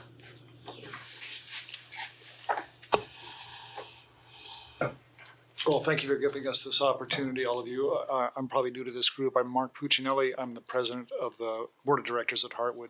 I've been involved with the Heartwood for 7 years now, and we've really worked hard, as Stephanie indicated, to work within the compliance and the law. We didn't really want any part of any kind of a situation that wouldn't allow us to operate freely and in a stable manner.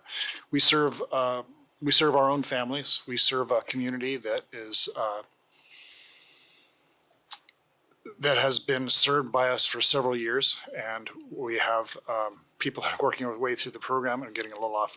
Let me just say, we believe we're operating in a compliant way with within our charter, within the laws of the state, and within our authoriser's desires. Our financial statements, we're financially stable, and we believe we operate our finances with integrity and with due care.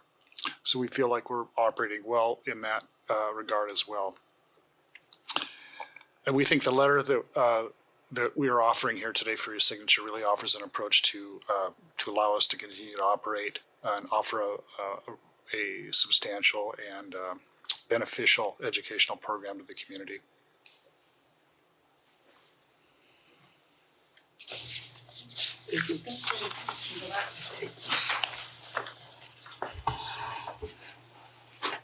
Do you have any other public commenters?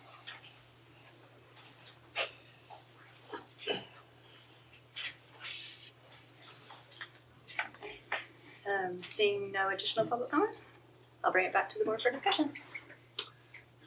I've been a little quiet, so I'm gonna say something first. Okay. All right. So the robust discussion around this, I think, comes from a background that we've experienced with the word charter. It's been divisive for our community in the past. It has been a heated topic, and quite frankly, it has resulted in a lot of dissension and perhaps some financial burden. So this discussion is necessary for us to have as we make decisions. But I will say that based on my understanding, backing away from the nuances of the law, because even as a lawyer, I can see that this goes in and out of what constitutes either the letter of the law or the spirit of the law. And for me as a board member, not a lawyer, I'm thinking about the impact to us from a fiduciary and liability perspective. And I think I align with Daniel's perspective that maintaining the status quo and ensuring that we document that the status quo is maintained protects us from funding and liability. The thing that wasn't raised is that if we deny this, there is the option for them to go to the Marin County Office of Education and actually get a charter, therefore putting it on us to be in the same situation that we are with other institutions that have gone that direction, correct? By maintaining the status quo, we're like do what you have to do to fill what I think is the most important thing. This fills a gap, an educational gap in need of parents, very few of them in our district, of a Waldorf model that they're not going to get through our education. They're not taking kids from us that we could say we could provide the same type of education. That's not the case. They're filling a gap for intentional parenting that have chosen this path that's best for them. Okay, and I don't know how those kids might even either successfully be in our district or not, but where they are, they're thriving, and that is, to me, our responsibility for those 79 kids to ensure that they're thriving. So I just want to put that out there, that if there isn't a problem, we shouldn't create a problem, because if we do create that problem, it's going to come back to us and perhaps affect our bottom line. That's my 2 cents. Well, I mean, I appreciated getting some additional information about, you said the letter of the law, the spirit of the law, and the on the ground operating reality of the program as it is today, which may be not articulated in the original chartering document or in any of the other written stuff, which is all we have had to look at, was written information, documentation, that kind of stuff. So agree with what you have said, and so I think, and Tyler, I think you had asked that question of how is it that it could be more clearly articulated of them having all this education that's happening in Sonoma, which doesn't seem to be clearly articulated in anything that we've had other than what we've heard. So I think, again, in what you talked about and what you've mentioned, is if there was some way of, if we were gonna approve the grandfathering, to really clearly articulate what it is that we're grandfathering in practice. And that might be when they go back for their revision or the renewal, that then that renewal includes new language in the petition about where those services are being held. And so that, like right now, I think the old petition just said something about it's just administrative offices and we don't have any classrooms. That can be changed in the renewal that says, here's all the things that we do in Sonoma, here's how we use the Liberty School District classrooms, here's, how it meets that. And that would then satisfy all of the rabbit with a bow kind of thing, right? Yeah. So it would satisfy all of that, because if that's the way that they're operating, then let's just have that as part of the documentation. And then it does meet it. Now, it's kind of meeting it after the fact in practice, but it meets it, so. And it documents that if we need to pivot at some point, we have documented what we need, so that if there are any substantial changes, we can say this violates the letter of approval. Right. Right? Yes. Okay. Or if there's a challenge to our approval, then if it's been documented that actually they do have all of these services in Sonoma, it's like, well, Exactly. this is how it's documented. Exactly. I agree. No, this has been super enlightening. That was it's a good discussion, so I'm getting up to speed on this. Yeah. Let's have more of these discussions. So just for the record, at 6:10, Trustee Marsh had to leave. So, no, just wanted to make sure that's on the record. I do agree. I think we have really great conversations up here. Sometimes it's harder than others. Luckily, I feel like we're all really respectful of how we deal with it, and I appreciate that the public is very respectful as well and helpful, and I appreciated the information I heard, especially public comment. I think I'm with Chris. I think we've spent a really long time the last couple of years, especially Tyler and my efforts to try and change the perception of the district and change how we're interacting with our community, all of our community, and making sure that it's more harmonious is something that came up in our last board meeting. And for me, that's really important, because I feel like we had a lot of work to do to bring up our reputation. And I do agree with Chris, we don't offer a Waldorf program, and that it is a very niche area, and I think it does serve our kids in our community, and they're all of our kids. It's not just the ones that are in our schools, and I want to make sure that they're all getting what they need.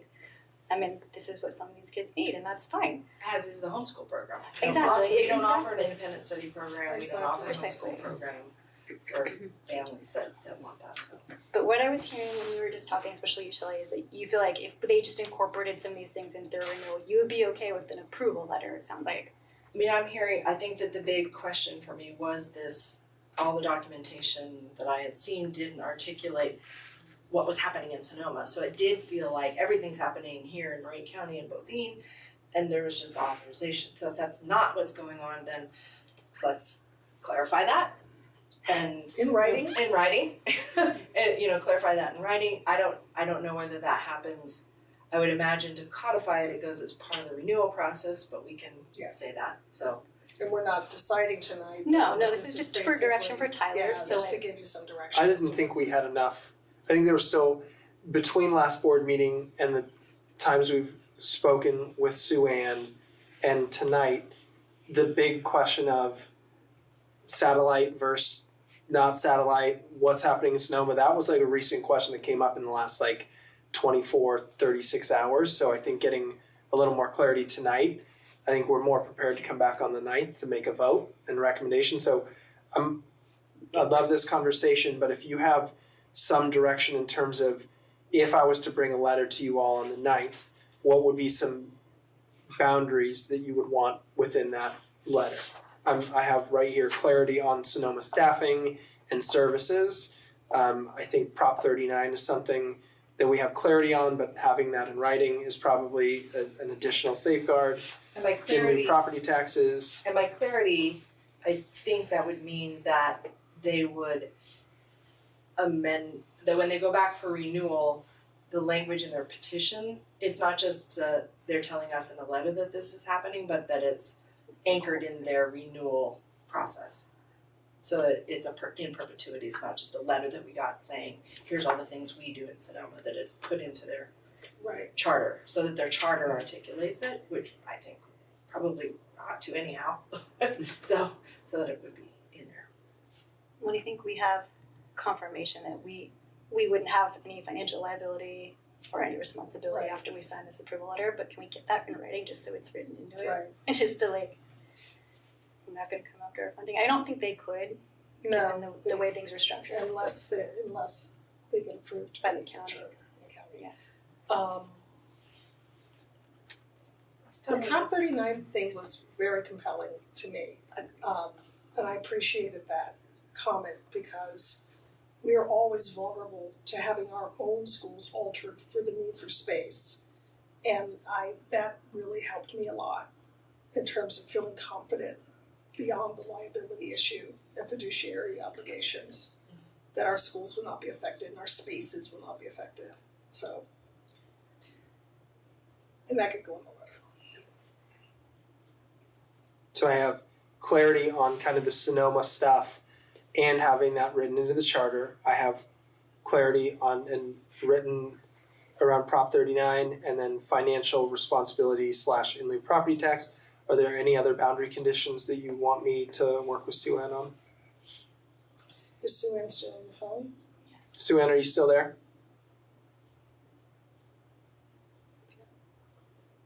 Nope. Well, if there's something that Sue Ann believes is easier for us to put in as well, to just sort of. I've spoken to 2 lawyers that have kind of said the same thing around different boundary conditions. I'll just reach out to both of them and kind of bring those together, and then at the next meeting, you all can we'll have a draft and you can kind of vote on it from there. Okay. Does that sound like a good next step? How long does this allowance take effect? I think it's until the next charter renewal. Which is? Well, I think it was like a 7-year request. 7 year? Is what they were saying, 7-year term. 7 years is the most. 7 years is the most, but what is this? 5 is, it's either, 5 is, it's either 5 or 7, I think, but we can find out. Okay, yeah, just curious how long, but 5 or 7, it's understandable. And then if they didn't follow and they came back for not authorization, but for the side letter in 5 to 7 years, we could say, well, you followed it, great, easy, let's keep things going as they are, or listen, you didn't follow XYZ, we're gonna have to go a different route. Okay. Is it possible to get something written in that kind of says they're gonna maintain a roughly equivalent size school or location at Mofine, so we're not because at this point, like 79 is like kind of borderline where like it could affect us financially. But I mean, again, we don't offer a world of programs, so I don't know that those students would end up coming to us even if they, didn't have that school to go to. But just like, not like doubling in size or something. Like just reasonable growth if it grows at all at that location. And I don't even know. I mean, I remember them saying at the last meeting that they didn't have plans to expand. So. Anything else? Any other direction? No? I just want to thank you all. And I recognize that this conversation is not easy to hear, but this is what rigor looks like, right? Like it's easy to just rubber stamp and say yes or no or pick a fight or do it, but like this is what rigor looks like. And I think we're modeling that for our staff, we're modeling that for our community, we're modeling that most importantly for our kids, is to ask lots of questions, get answers from experts, hear opposing points of view before we make a final decision. And I think to have a school board that dives in, examines something rigorously, even when it's uncomfortable, is professional along the way, and then comes out with a decision like that, to me is a model of how a board is supposed to act. And I just want to give you all a lot of gratitude for doing that. Do you have enough for your direction? I do. Okay. Yep. Great. All right, so I will move us along unless there's any other comment up here. No? Okay. The next item is F, consent actions, and we can approve all of these in one motion unless somebody wants to pull something out for any discussion. Okay. Do we have any public comment on our consent actions? No? Okay. So I'll entertain a motion on the consent actions. I'll make a motion that the Board of Trustees approve, adopt, and ratify all the consent items under F. Second? Thank you so much. Chris? Aye. Shelley? Aye. Daniel? Aye. And Rachel, aye. Thank you so much. All right, our next item is G, board business. The first item here is G1, committee updates, reports from, and announcements by trustees. Someone want to kick us off? Yeah. Back to school is in session. It's been super fun to be back in school.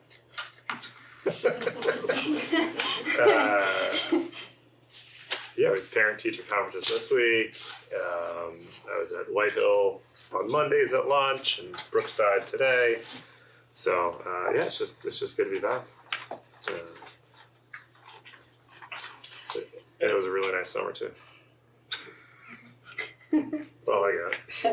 The ribbon cutting for Brookside Bridge was quite lovely. Yeah, It was great turnout, more people than we probably thought, right, Tyler? We had the schedule pass out at Whitehill, and being on the Yellow School Bus Committee, there was a slight little glitch. We forgot to bring one of the routes bus passes, but their ability to pivot and get them accordingly done and given to the kids in time worked out well. I just want to give a shout out to, the administrative staff, principals, and, Johnny and his crew. The campuses look fantastic. Running that bridge project was an amazing feat. Again, I agree. The actors have nothing without the stage. So, Mr. Carson, thank you very much. I know that this was not an easy feat, and I know that there were stomachs being dropped as people drove by and said, is this going to be done? And I said, Chris is on this, it's gonna get done. But I just wanna say thank you. It's great start of the year for that, thank you. Big success. I want to add maybe a little bit of a future update. There's a whole lot of road work happening in Fairfax this week, maybe trickling into next week, which may or may not affect kids' commute in and out. There's like road slurry seal paving stuff all the way in and out in a bunch of roads. So just a heads up on kids and their families moving around for late stuff. Maybe we all should know about it, but It's a really good point. Right behind Archie, now we have 1,000 16-year-olds driving to school, and all of a sudden there's a whole bunch of construction Yeah. on these really quiet roads. Yeah. My wife and I are like, couldn't they have done that 2 weeks ago? Yeah. I know we don't control that, Yep. but do we, if there's construction in Brookside or around Manor, like, do we have any, like, hey, could you do it at certain times? Like, do districts have any influence over? And we're happy to talk to the city planners and folks about schedules, but Yeah. Good luck. Yeah. They did at one point do Sir Francis Drake during the summer. There was a couple of summers, but that's probably counting. You might know more than we do. I mean, right now they're trying to prepare for the double El Nino. Yes. So all of the construction is redoing the drainage culverts, so, you know, Okay.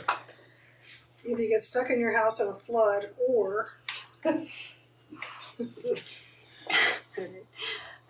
So I was also at the bridge opening, which is just great. I was so grateful, and I got to meet like the architect and the the people who have to deal with DSA, like all of it. It was great just to meet everybody, and then the construction crew who happened to work on it. So I really appreciate the fact that that was done before school started. I was at Hidden Valley's back to school night, which is always fun since my kids went there. Interesting fact, I didn't realize that they had 100% teacher retention this year at that school. at Hidden Valley. At Hidden Valley. That's I was like, really I know interesting. all of you.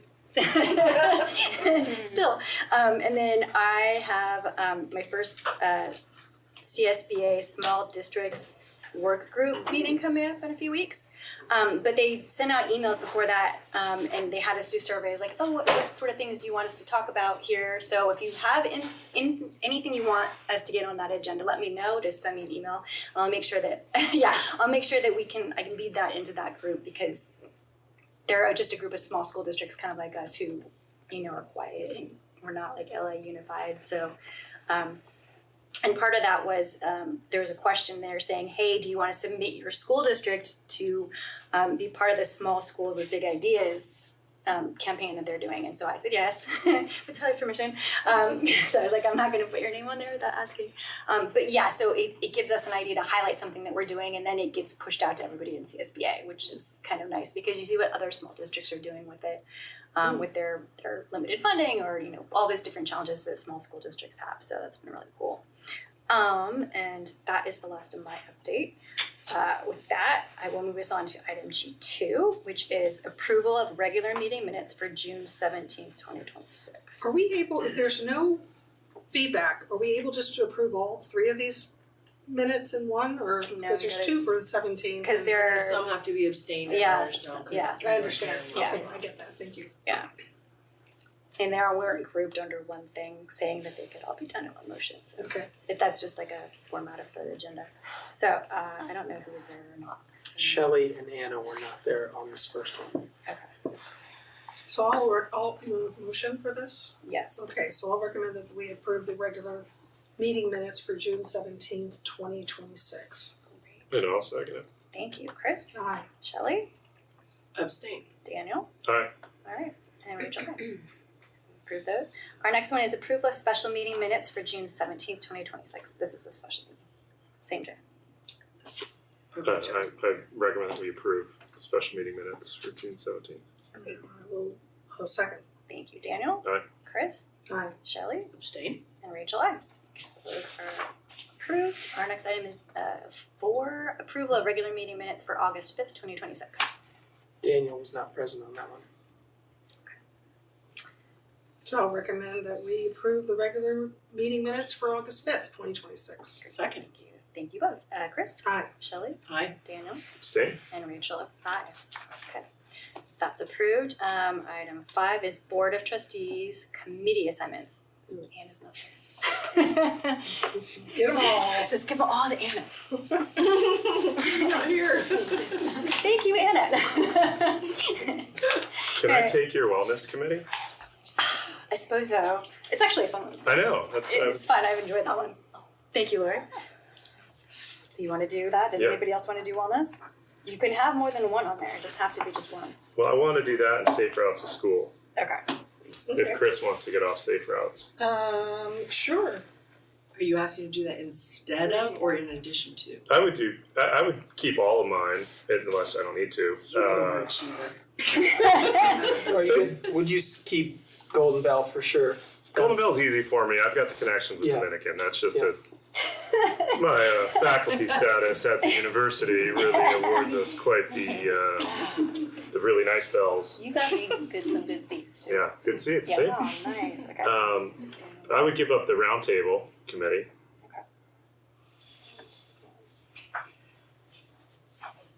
But Safe Route sounds fun instead of the wellness committee.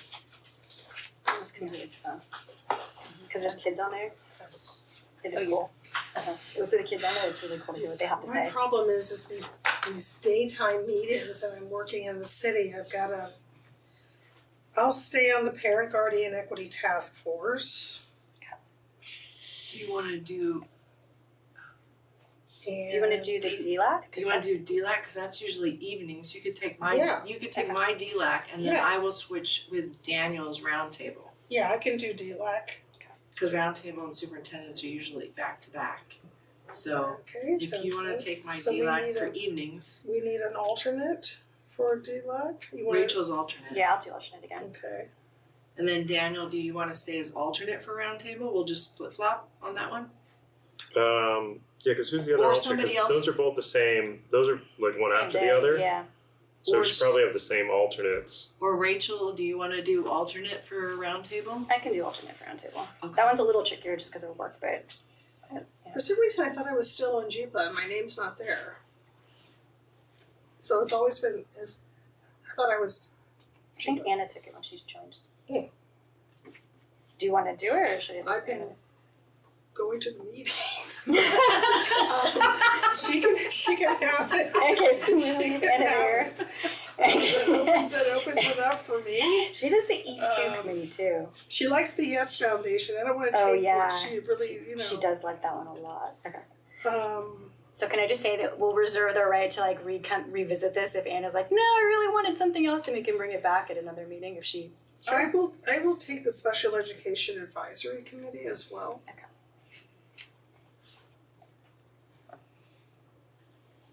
From Anna? Well, Rachel, you're the I'm the alternate. alternate. If Anna feels strongly about being the principal, I can be the alternate. So you can put P or A next to me. Okay. And I'm fine staying on Superintendent's Council.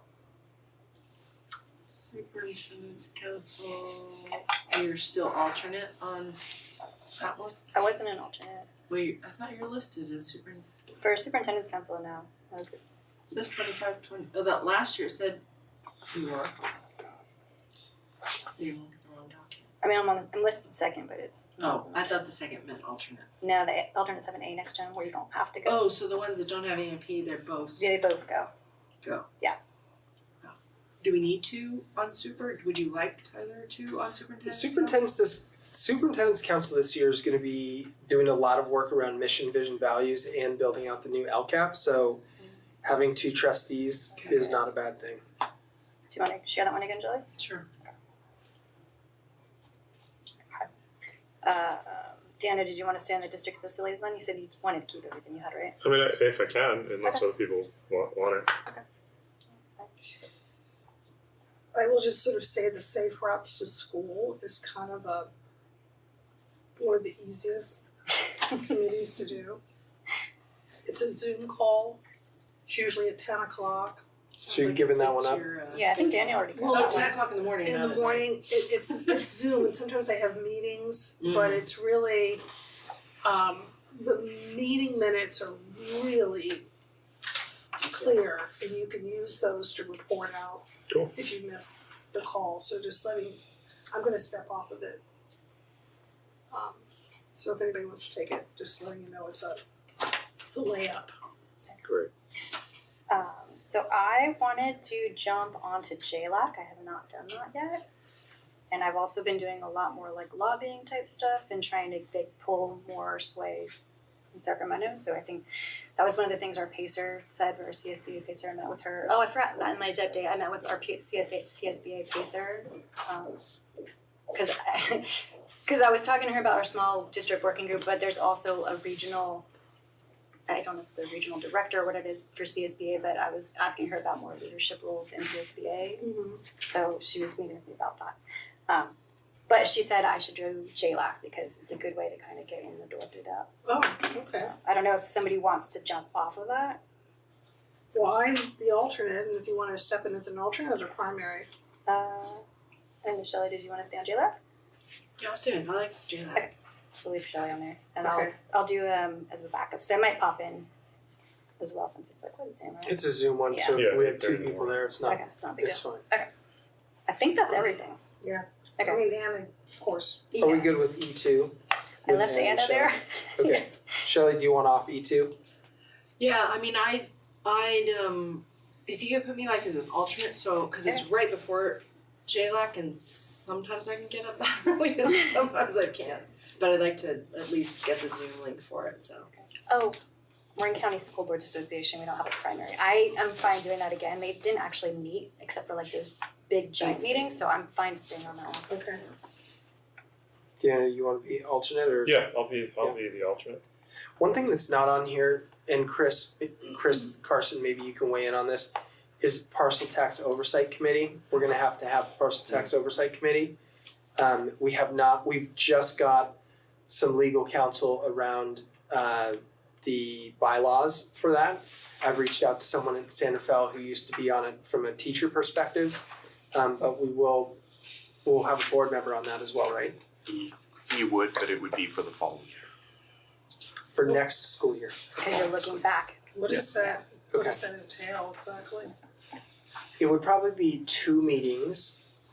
One is like kind of to establish norms and process and bylaws and all that.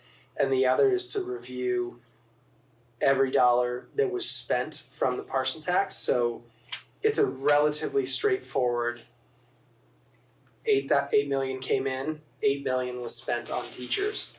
Okay, And so it's an accountability of a. It's an accountability. Yeah, So okay. then someone, and at times, if the chart, like in Santa Fe's case, I spoke with their high school union president, and they have a very specific charter in the high school that says it has to be spent on libraries, certain amount on science, technology, and like they make sure that at least one science teacher's paid for, at least one librarian's paid for, and like they get very meticulous about making sure that the right teachers are paid by the parcel tax. So there's some feedback and input there potentially. Okay. So we don't need to do this year, Chris? No. Okay. Because when we go to report out in January or December, it will be under the old parcel tax. Okay, And there was no committee required there. Alright. Thank you all. Glad there's no arm wrestling involved. Alright, our next item here is G6, which is discussion of and consideration for approval of the cost for Board of Trustees and staff to attend the CSBA Annual Education Conference 2026, which is in San Diego this year.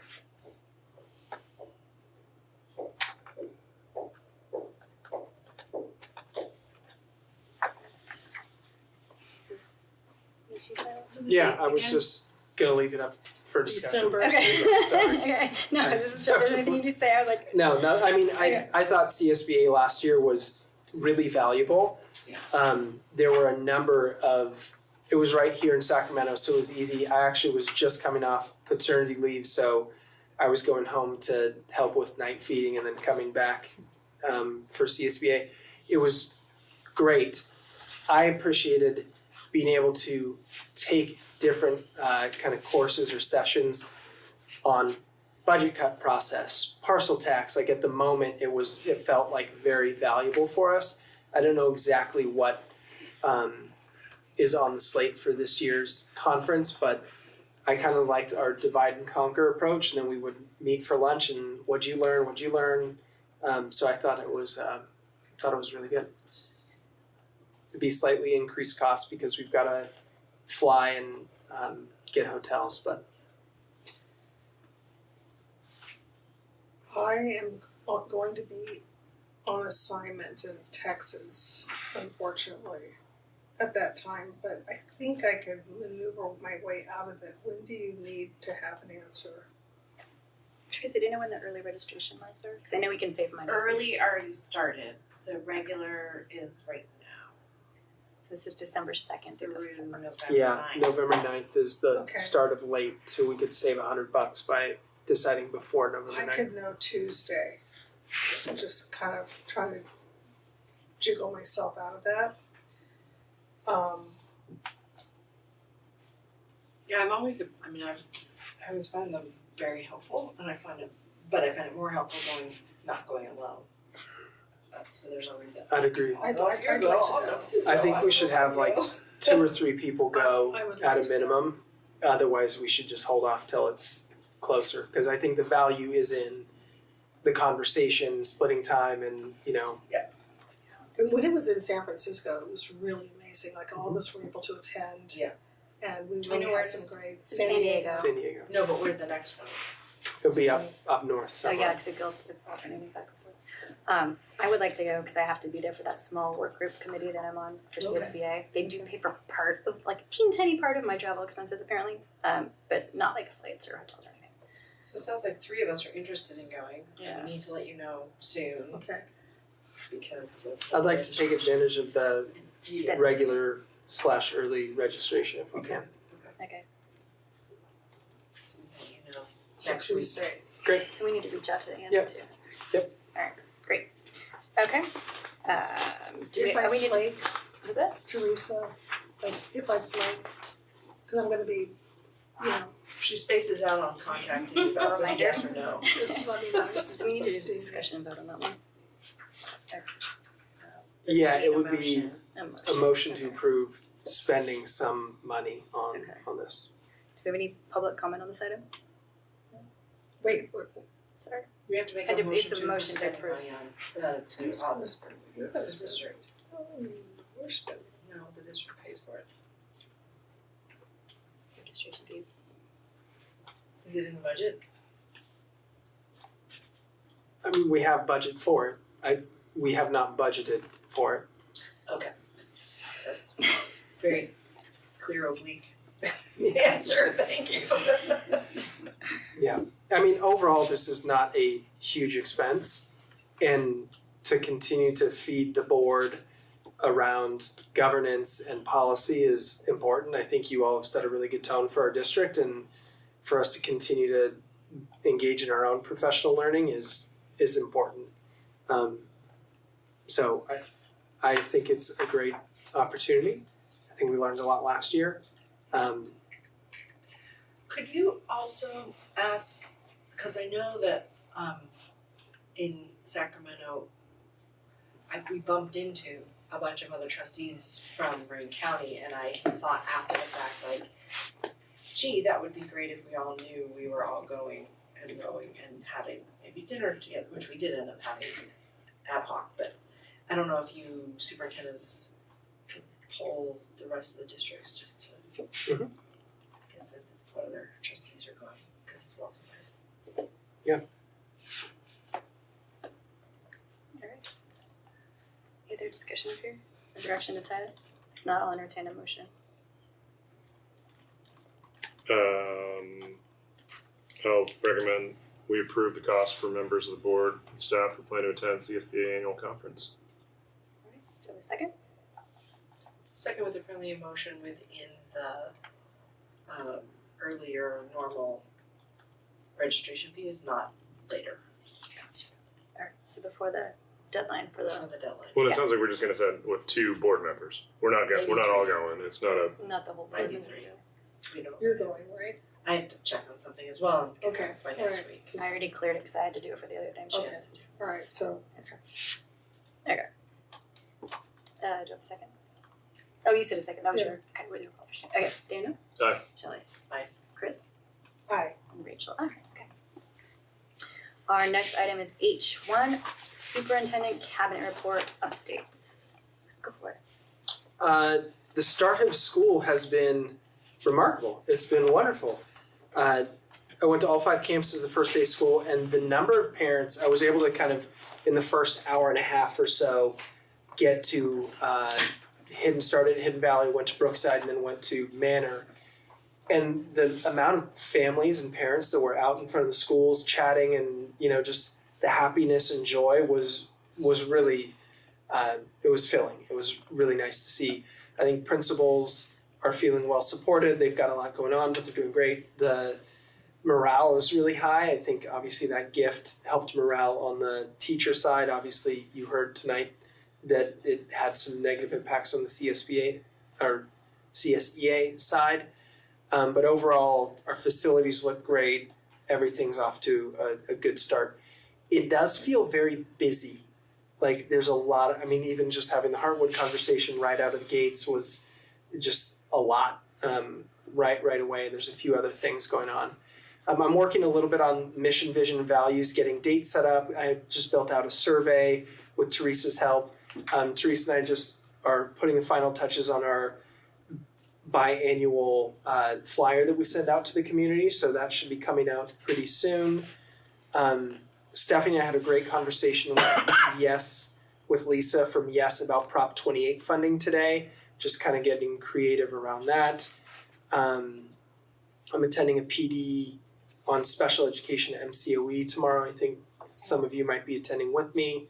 Hidden Valley Back to School Night was well attended, very happy there. Brookside Bridge opening was great. And tonight is Wade Thomas's Back to School Night. I'm bummed that I'm missing that, but I'm happy that I'm sure that went off without a hitch. I was looking back at when our last board meeting was, because it feels like so much has happened. I was like, there's no way it's been that long. But it's been, to Tyler's point, it's been really, really busy, but really fun to get to know people and start to meet people. We had a ton of, my focus really was getting school started. And kind of saving all the other stuff until after the kids were here and we were launched. We had a ton of professional development, so that was a lot of our work. I'm excited that we're starting to think about how do we build out new teacher supports more comprehensively, and so Nicole has been great with that, and we've been partnering on that with some with Larkspur Corte Madera.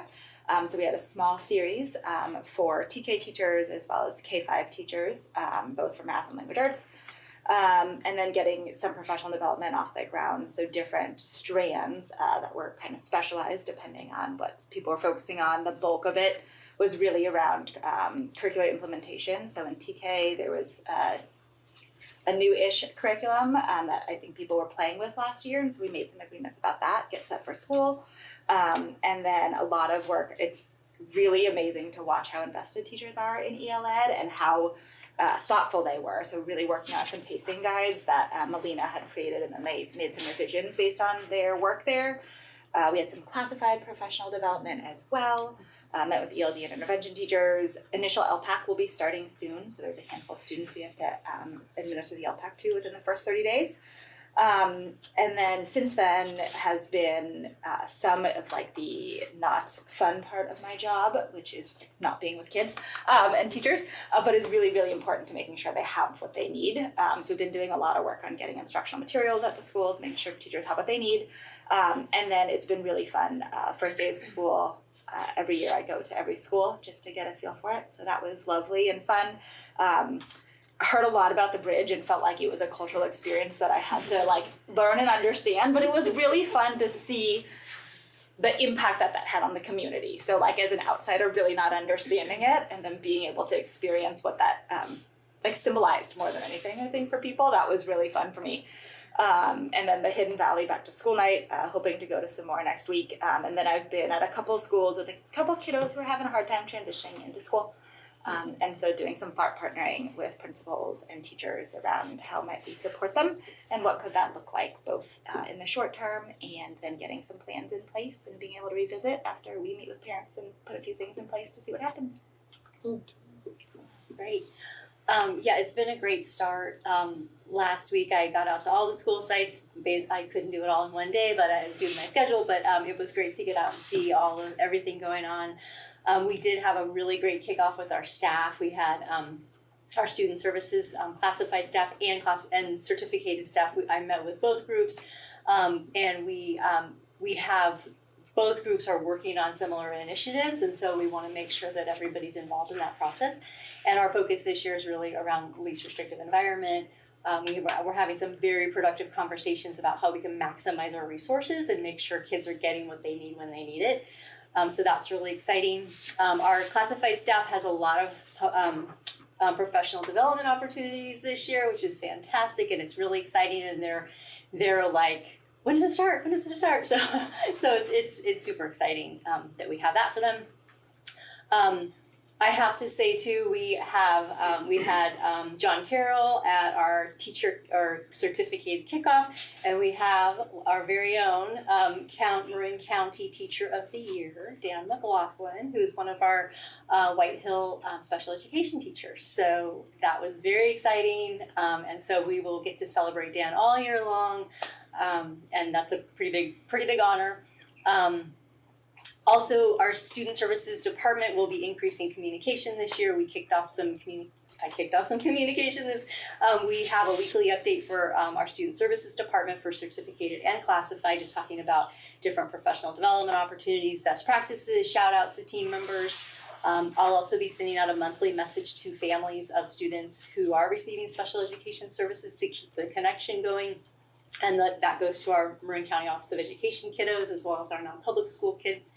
And then I will be putting together a quarterly student services spotlight where we will be spotlighting all the great work happening in our schools and our classified staff.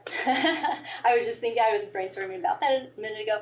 And then also I got a really neat call this week from UC Davis. Their School Policy Action and Research Center reached out to me to let me know that our school district fell in the top 2% of the state for TKK and multilingual learner attendance rates, and top 2 for lowest chronic absenteeism. So that's super exciting. And then the other piece that got us into this designated category is we, through our LCAT process, we complete a self-survey around student engagement. So they ask about family engagement. They ask all these questions around family engagement and committees. And so those two factors got us into this top 2% where they want to come study our school district and our practices. Put that in the small school. So so I was really excited about that. It's a fairly big lift for us to coordinate it all, but I'm so excited about it because it is just another feather in our cap around all the great work that's happening here. And I really want to get the word out, maybe do some press releases along the way or the outcomes, and also do some reports to you all what that looks like. So super exciting. So a random call, I was like, wow, okay, that's great. But it is a testament to all the amazing work that our everybody's doing in our whole district. Pretty cool to be in the bottom 4% of funding, top 2% yes, of attendance. I think that's a very good point. Yes. Everybody has been talking about how great our sites looked and about the bridge, and none of it happens without the hard work every day of our maintenance and operations and custodial staff, people like Johnny here. So I want to make sure that that's pointed out. Also, we've been busy serving meals to all of our children in our section of the district, and we're just making sure that we can purchase all of the things that are needed in the classroom. So we're ordering all of the supplies, the textbooks, and just paying those vendors and making sure that they're happy with us so that they'll continue to sell to us. And without all of the hard work of those staff, then the daily things that happen in a school district can't happen. So I just want to point that out and thank them for that.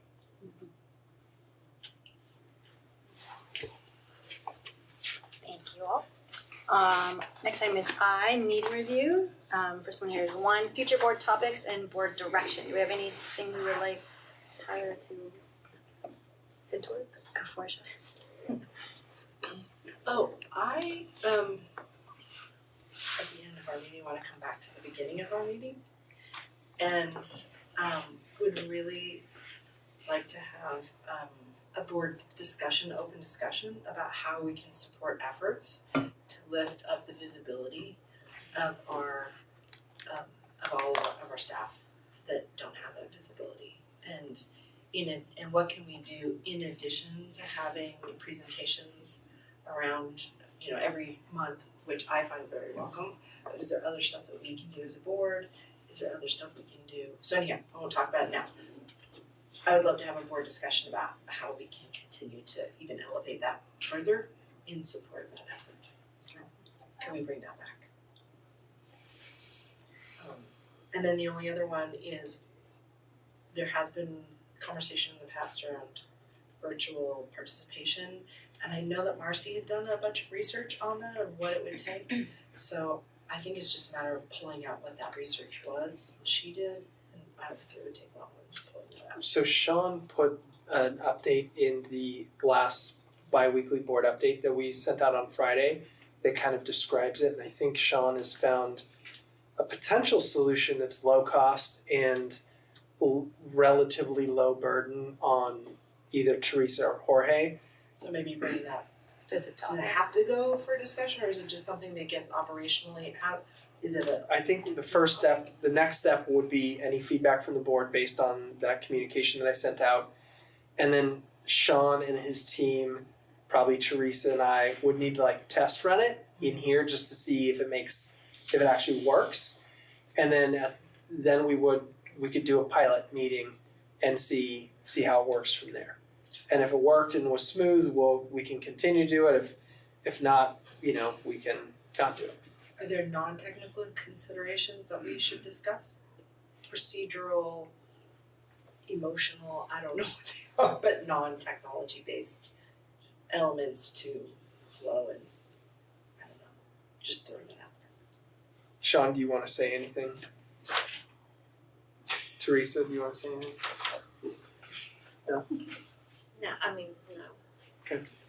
Yeah, I think go ahead, Sean. There was one consideration came up when I did some research around what would happen if there were a technical glitch during public comment. Typically, my understanding is that a meeting couldn't continue if it was a requirement.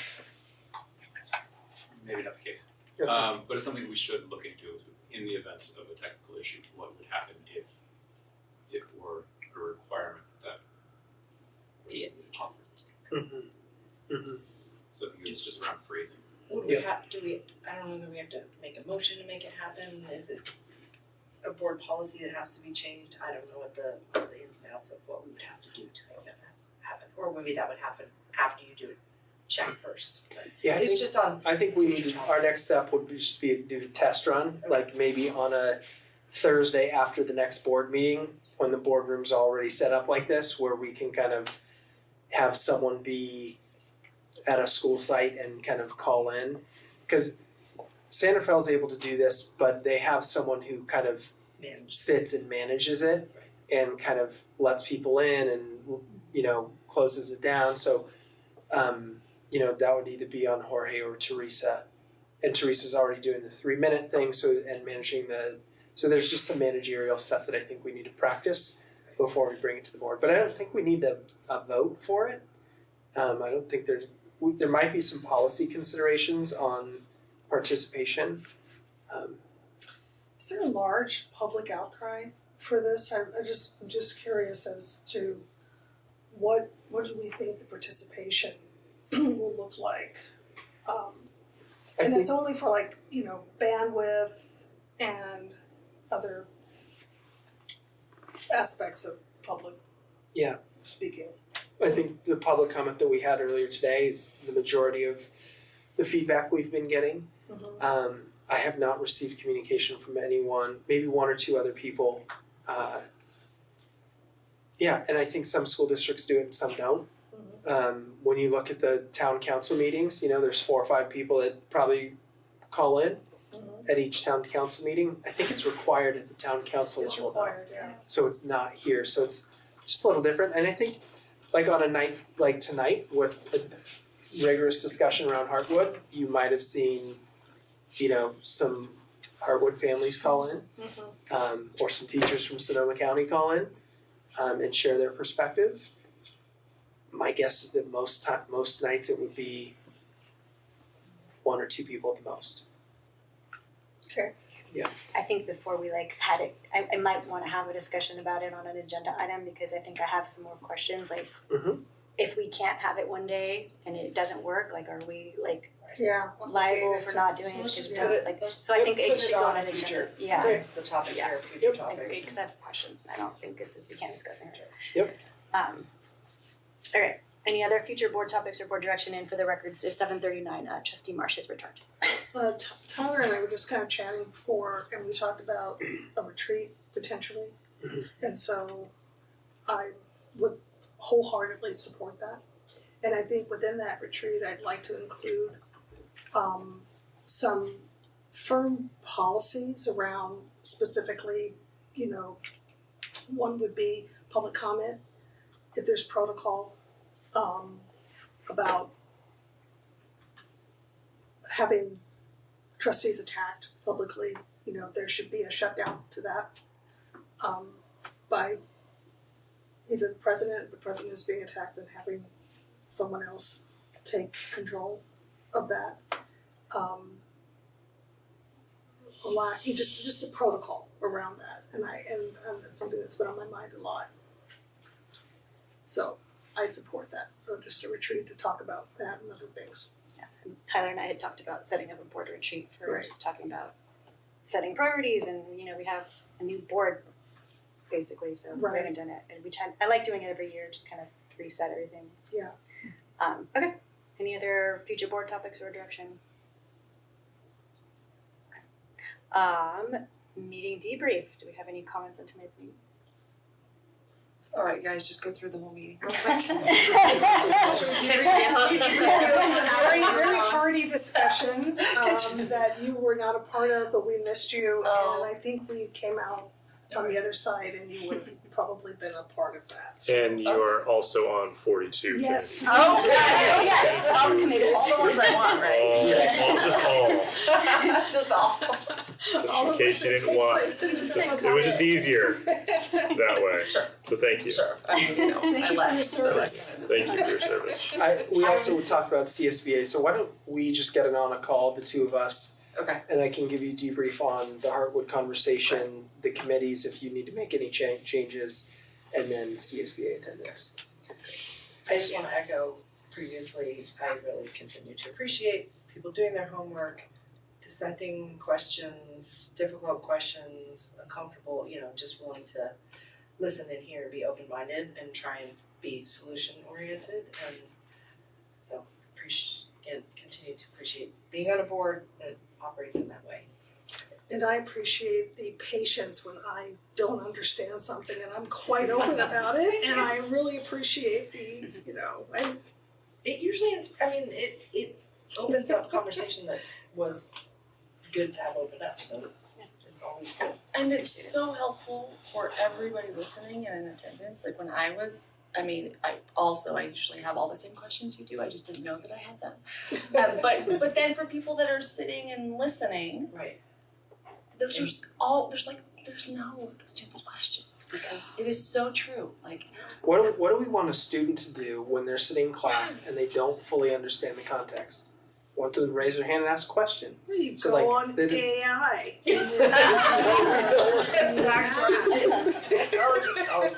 I just think that's like you all are modeling what we want our students to do in terms of questioning and rigor and seeking clarification, talking to experts. I mean, I'm just really, really proud of this team, and you know, you can look at boards all over the county and all over the state that don't operate this way, and really, really proud of what you all do when you come to the dais. All right, and with that, we do not need to continue past 10:30 here. Our next item here is J, closed session. So I'm going to identify our closed session topics. We have conference with legal counsel, anticipated litigation, significant exposure to litigation pursuant to Government Code 54956.9, subdivision D2 or 3, special education program dispute, one case, student SSID number 459-010-3577. We also have item number 5, which is conference with labor negotiators pursuant to Government Code section 54957.6, employee groups, CSEA, confidential classified, and certificated and classified management. All right, so with that, I'm going to recess us to close session at 7:45. 4, 3. All right, it is 8:46 and we are reconvening back in open session. We had one item that we had action on. We voted 5-0 to approve the staff recommendation on the special education program dispute one case for student SSID 459-010-3577. No other action was taken in closed session. With that, I will adjourn our meeting at 8:46.